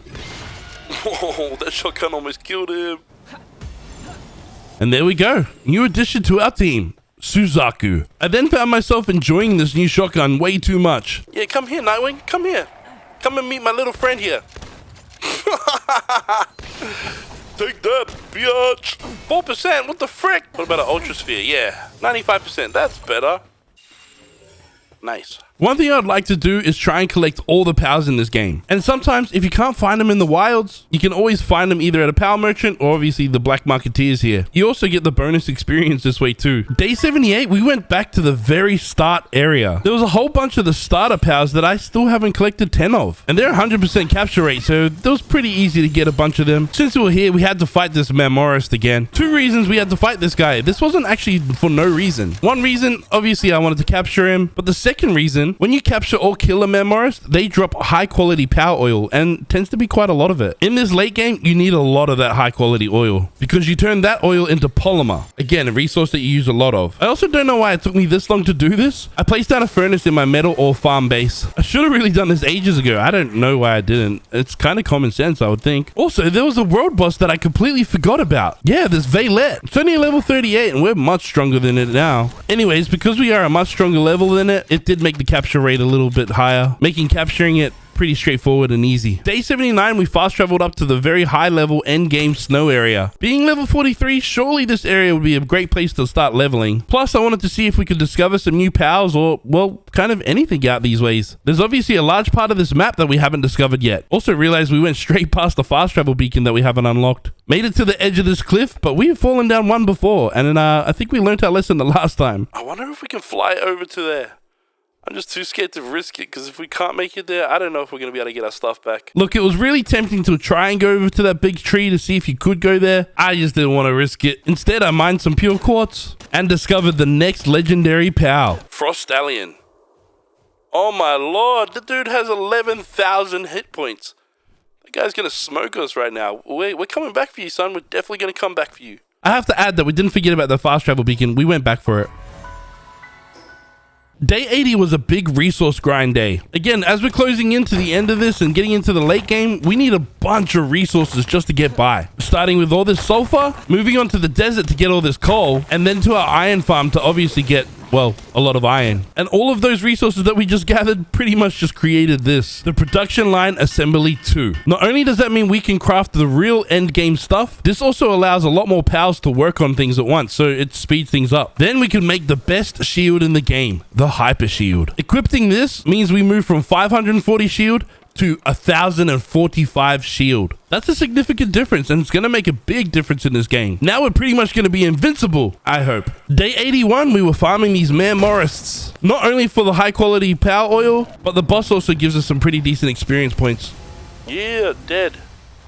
Oh, yo, it dropped 20 power oil? Let's go. There was also another Marmorist right nearby, and it also dropped 20 high quality power oil. We managed to level up to level 44, and now we can unlock some pretty decent things. The electric furnace and legendary spheres.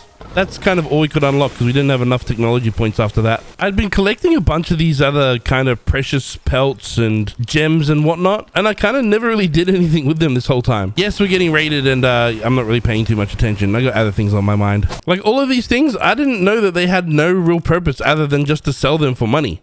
And like a lot of money. Holy, $79,000. We're like Elon Musk rich. It was also time to move on from this primitive furnace and make an electric one. Now you have to have an electric furnace in order to make power metal ingots. It's now day 82 and our shotgun's broken. Do we immediately repair it? Nope, we got ultra spheres to make and huge eggs to hatch, which was actually a really good one. We got a Suzaku Aqua. Then we went out to the desert place. This is kind of my little coal farm. There's always just a bunch of coal here so we can collect it. Now, were we farming this coal so we could create ingots so we could fix our shotgun? No, that's not what we're doing. Instead, we were creating circuit boards. And you don't need circuit boards to fix your shotgun. Side note, we also broke our pickaxe. We were crafting these circuit boards for a good reason though. So we could delete our current sphere assembly line and replace it with the sphere assembly line 2. We didn't finish building this thing until the next day though. My pals weren't very helpful. But with this finished, we can now craft legendary spheres. In theory, these should be a lot better than the previous spheres that we've been using. We repaired our pickaxe too.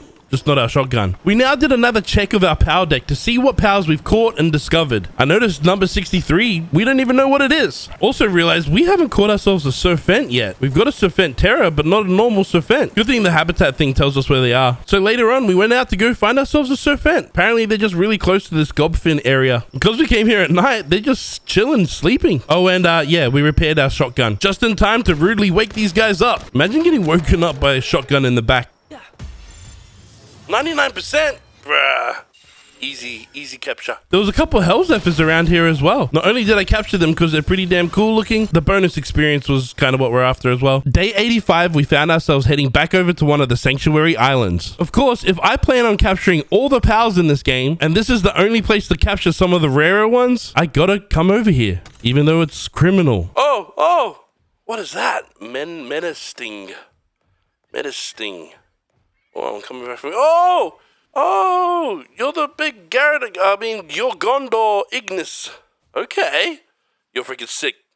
Yeah, I'm capturing you. I noticed if you're flying around here, it's not considered criminal activity. But the moment your feet touch the ground, you're a criminal. I then tested to see if we can fly a little bit away to get rid of the criminal activity thingy. It obviously didn't work, so we kind of just gave up on that and just had to accept that we are now a criminal. But we also flew so far away that those pals that we wanted to capture disappeared. It must be a thing that when you go out of render on these islands, they then respawn or something else comes in or they despawn. It's okay though, because we did find another Jamongdor Ignis. Weakened it so we could capture it, and then my freaking Quiven killed it. Luckily for us, another one spawned in, and this time I made sure to play it a little bit smarter. I didn't let Quiven stay around too long. This was also the first time that we could properly test out these legendary spheres. 51% chance on a creature with this high of a level, not too bad. We caught ourselves a Jamongdor Ignis. I then flew around for a while to see if we can get another one of those menacing things, but I think they were like the rare spawn, and I missed my opportunity before. We did see a Quiven though. That was kind of a cool experience, but ultimately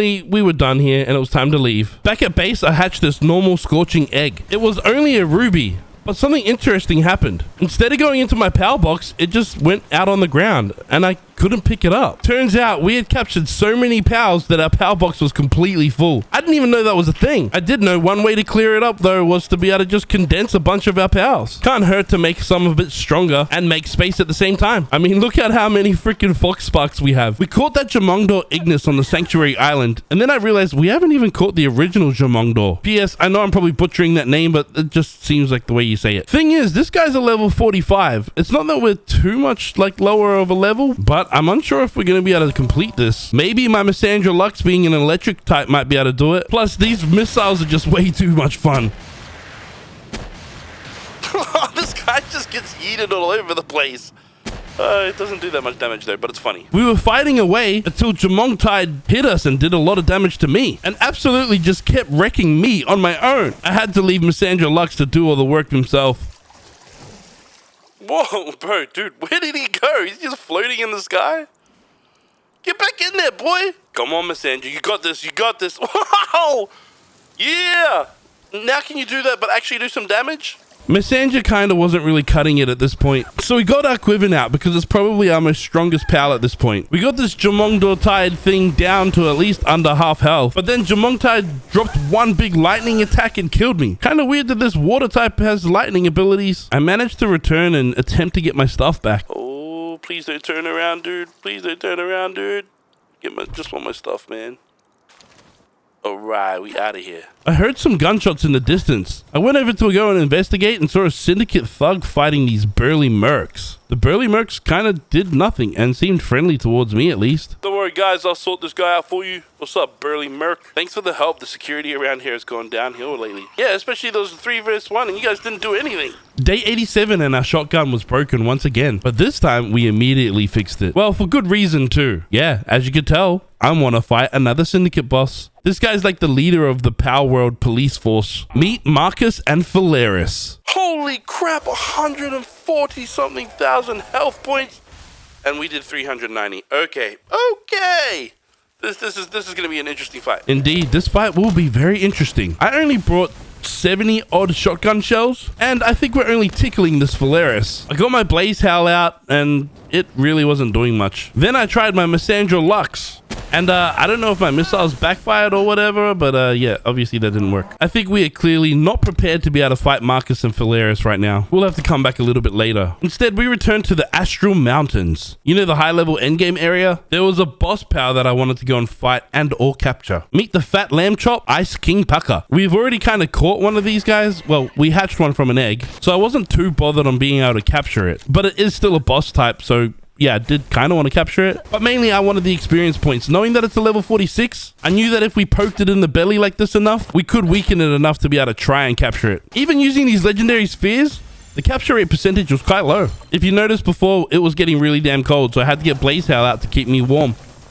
But that also meant that it would kill King Pucker. Day 88, we realized from all of our losses and everything, we just need to get some extra levels. We kind of need to hit that max level of level 50 sooner rather than later. I had to restock up on some shotgun shells and go and fight some kind of high-ish level bosses. Most higher level bosses do give you a decent amount of experience points. So our goal really was to try and fight a lot of these higher level world bosses. This Suzaku fight was actually quite difficult though. He was really kicking our butt, and it got really frustrating when it wouldn't easily be caught. Like it just escaped a bunch of times. In the end, I just had to kill it and settle for catching this Dazzy, which also leveled us up to level 45. Day 89 was kind of one of those boring days. Again, we had to grind up a bunch of resources, so we're back out collecting some coal, just so we could cook up a bunch of refined ingots. Then we went to go find and fight Wompo Botan again. Again, just farming experience points, really. Day 90, alongside grinding up materials and trying to get some more experience points, we went back to go fight Sibilex again. We only have 10 days left of this 100 days. We really need to get a lot stronger if we want to progress properly. Day 91, our goal is to get stronger, obviously. And I was kind of hoping we would find some pretty high level, decent pals over at this sanctuary island. This particular island is the one all the way up in the north off of the desert, where all of these pals seem to be over level 40. Oh, what's that one over there?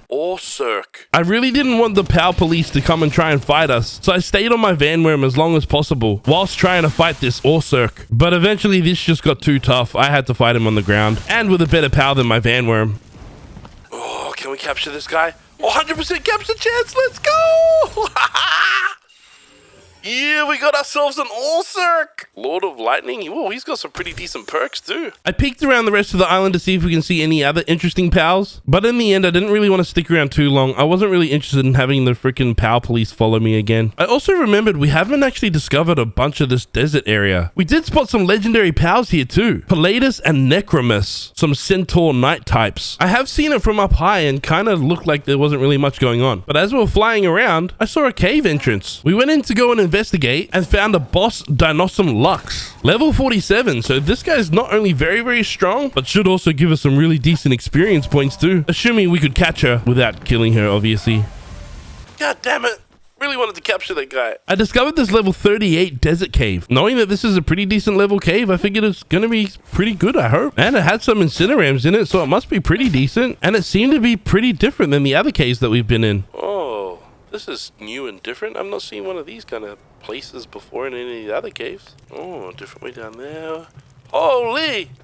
What is this? Looks like a castle kind of underground thing. Some barrels. Can we break them? Nope.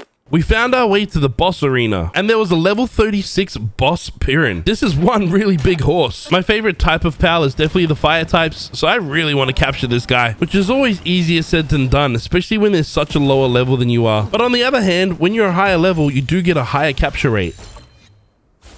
Damn it, got out. Whoa! Hey, he just fell down.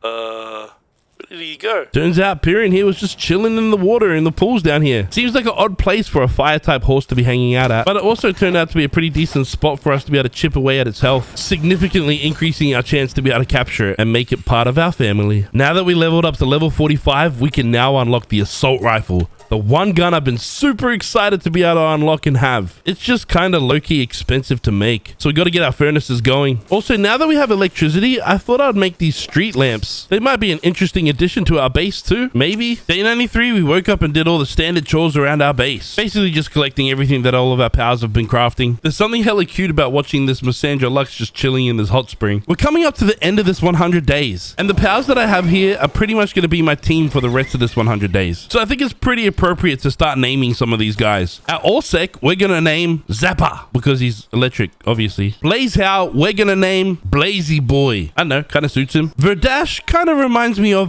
Vincent. Yeah, he kind of looks like a Vincent. Missandra Lux, his name will be Armin. Kind of reminds me of one of my Arabic friends. And our boy Jamongtan Ignis, well, his name's gonna be Jeremy. I learned that our pal friend here, Zappa, has a passive ability that when you kill water type pals, they drop double the items that they normally would. There was an Azarope here too, and it was 100% capture rate, so I had to capture it, obviously. Day 94, we visited the boss Quiven again, and he was asleep. So with our assault rifle, we shot him in the butt. Wake up, mother trucker. And because of our high level and these legendary spheres, this was 100% capture rate. There's a bunch of pals that we've already caught 10 of, so I'm kind of unsure of what we can capture to get the more experience points. Like, I thought we could capture more loop moons, but no, we couldn't. Maybe my homie Chrometa or Cognito.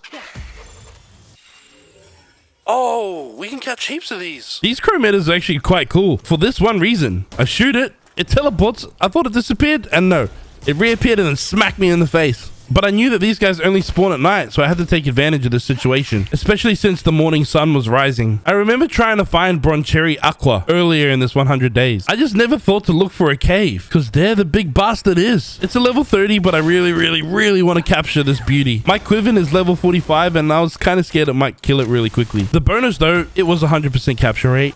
Better late than never catching this guy, I guess. Right outside of this cave was a bunch of serpents, and I know for sure that I haven't caught 10 of these yet. I just have to try and not kill these guys. We managed to get one at least, or maybe two. Actually, maybe three. I now wanted to try and breed this Chillet with my Quiven. There was just one problem. This Chillet just wouldn't stay in the breeding farm. I tried throwing it in there over and over and over and over again. I tried other Chillets as well, but they wouldn't stay in there. I was kind of sick of it this time. I tried shooting it to kill it. That doesn't work, obviously. But there is another very sadistic option. I'm going to give you one more chance, Chillet. One more chance. Now stay. Stay. Trust me, you're going to want to stay this time. Oh, I think you're staying. Yeah, you can see what's in my hand, can't you? All right, we're breeding. Yes, looking good. Ah, Chillet, you freaking piece of crap. It's over for you, son. I'm done. I'm done. I hope you have fun in the afterlife. Day 95, we returned back to Jomong Tide. We are now significantly stronger than the last time we had met. So this time, I do not plan on killing him. I'm definitely going to capture him. Dude, these missiles suck, but they're just so hilarious to watch. My Massandra Lux was holding things down, and my shotgun was peppering him and getting his health down a little bit. I got my new friend out, Zappa, to try and have a little crack at this Jomong Tide. But it almost killed it. It only left it with 9 hit points. It was time for us to try and attempt to capture this beast. First try, we missed. Second try with a legendary sphere, we missed again. Fourth try, hopeful. Are we going to get this?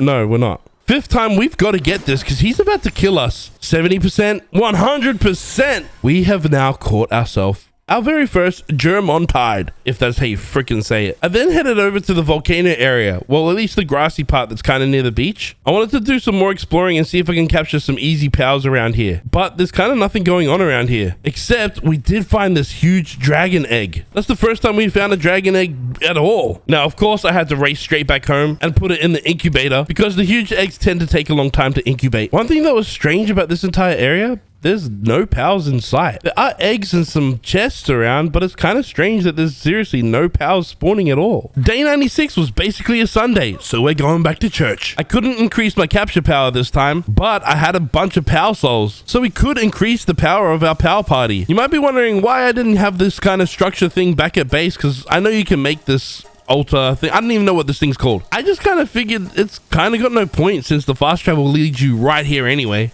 Why waste the technology points? But we've been saving a bunch of these pal souls for exactly this moment, because this pal party is basically going to be the team that will lead us to day 100. Having a look at the pal deck, I realized that there's a lot of late game pals that I'm still yet to capture. And these legendaries are freaking epic. There's still so much of this ice island that we still need to discover and unlock.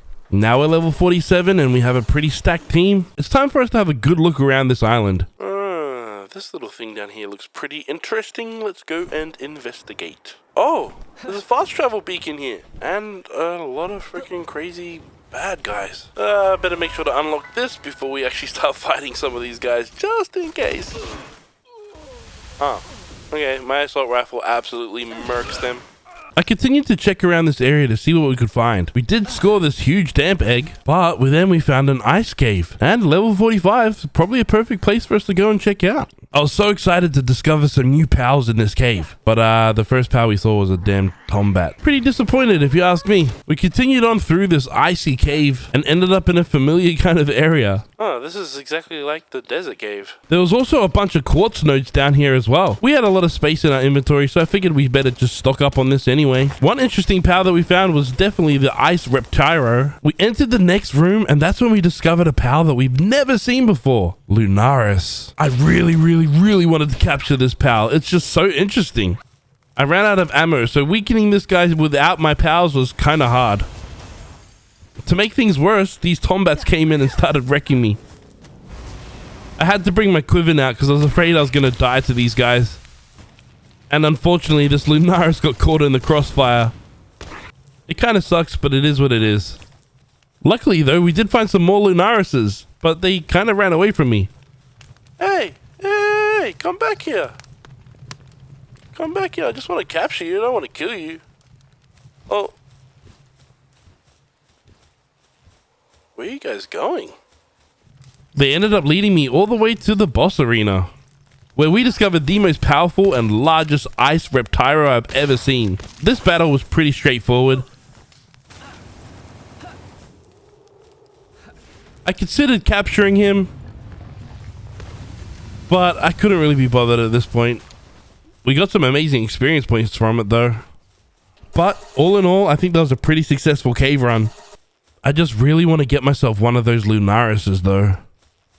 Day 97, we sat there and watched Messenger Lux do something kind of inappropriate. Psych, he's actually charging up our electricity for our base. He's a panda vibrator. Oh, and also we found the next tier assault rifle. So we made this. Essentially, this assault rifle is going to be significantly more powerful than our current one. It's just going to take some time to make. But whilst we wait for our pals to make it, I started creating some gunpowder because we're going to have to stock up on some ammunition as well. The biggest catch for these assault rifles is the amount of ammunition you always have to create. It's now day 98, which means we only have a few more days left of this 100 days. So today I decided to aggressively gather enough resources so we can go on the attack. I make sure to craft up enough assault rifle ammo to last us through the next couple days, and the oh so important legendary spheres. Now you'd think this is a pretty quick process just getting ammo and spheres. It's really not, because as a reminder, I was playing on default settings this entire time, making this whole process much slower than it should be. I woke up the morning of day 99 ready to go on the attack. We're heading back to go visit an old friend, Marcus and Phalaris. This time, we're coming back significantly stronger, so this should be a walk in the park. Our brand new level 2 assault rifle did a significant amount of damage. The only problem is, I definitely didn't bring enough ammo. We're pretty much out of ammo now. I have 6 bullets left, and they still have over 120,000 hit points left. Once we'd run out of ammo, my only job was to try and just escape, and hopefully my pals could do the rest of the work. With only 2 bullets left in my shotgun, I soon realized this whole thing was a pretty bad idea, and I was way underprepared. All I could do was just try and run away and escape. I hid behind this pillar and died somehow. God damn it. How did he even hit me? Can electricity go through those pillars? I'm definitely going to have to rethink how we're going to attack this. This is disappointing this late into this video. I now realize we need some stronger pals. I don't know if our team's really going to cut it, but at our current level, there probably is a pal that we could go and capture that is foretold to be quite strong. And his name is Anubis, the guardian of the dark sun. And strong he definitely is. When he does his leap in the air attack and slams down, he does over 1,000 damage to my Quiven. Not wanting Quiven to die, I swapped him out for Jeremy, whom was probably a bad choice against this ground type. But ultimately, we were chipping away at Anubis's health. Hopefully Zappa could do some damage. But Anubis was really damn fast too, and dodged most of its attacks. Can Blazehow do any damage? Yeah, he can. After some repetitive dodging and attacking, we finally got Anubis down to a weak enough state that we could try and attempt to capture him. It was starting to look good, but he escaped. I went to go stab him to make him a little bit more weaker, and then he stomped on my head, sending us straight back to our base. I was way too determined to capture this Anubis, so we came back for round 2 immediately. I also needed to get my gear, of course. This time around, I brought my Jormungtide. Figured since it's a dragon water type, it should have an advantage. I want to show this little play that I did. Anubis jumped up in the air, so I called back my Jormungtide in time so that it didn't get hit. Come on, you have to like the video now just because that was pretty impressive. Anyways, we got Anubis weak again. Then he jumped in the sky and hit me pretty damn hard. I wanted to stab him a couple times just to take a little bit more health off before trying to capture him. 30% chance, can we capture Anubis this time? Yes. Yes, we can. Whoa, look at all that experience points we got too. It's now day 100 and we've got our Anubis out. He absolutely likes to wreck everything and everyone around him. We came back to Anubis's desert, but maybe not for the reason you think we would. I came back to set up another farm. Not an iron ore farm this time. This time, it's a coal farm. This might seem like a strange thing to do on day 100, but I'll explain what's going on at the end of this video. I don't know if you remember that huge dragon egg that we got earlier. Well, now it's ready to hatch. It was just a Jormungtide Ignis. This would have been more exciting earlier, but we caught one ourselves. I'm now in the middle of preparing for our very last boss fight of this 100 days. Knowing that I don't have a lot of time to craft up ammunition, I came to the merchant to sell a bunch of our gear and just buy a bunch of assault rifle ammo, because this time we're going to attempt to try and fight a different Syndicate boss, one we've not fought at all yet. Let me introduce you to the electric DJ B-boy, Axel, and AronAztek. With 130,000 hit points, this fight's gonna be difficult. In some ways it might be similar to Marcus and Phalaris, only this time I did come a little bit more prepared. We had a lot more ammo and we had Anubis backing us up. I kept swapping my team around to make sure not one of them would die. Blazy Boy was holding things down pretty damn well himself. We got opportunities to get up in close and then shoot him in the head. This seemed to do the most amount of damage, but ultimately Anubis come in clutch. His jumping leaping attack did significant amount of damage. Then I follow it up with my assault rifle. We're just melting hit points off this guy. We got these guys down to 14,000 health, and even my water type was doing decent damage. 7,000 hit points remaining, and our Quiven was holding it down. 4,000 and Anubis is back in the fight. Will we win this one? Yes we will. Let's go. Let's go. Bro, Anubis coming clutch. Get out of here, boy. Your lifeless body's done. So we were able to defeat Axel and AronAztek on day 100, but there's so much more to discover in this game. Now, if you'd like to see me complete all the Syndicate Towers, including Victor and Shadowbeak, and capture every single pal in this game, let me know by hitting that like button and that subscribe button. And as you can see right now, I've already recorded most of this next video, so it's up to you. Let me know if you want to see it. Until next time, guys, peace.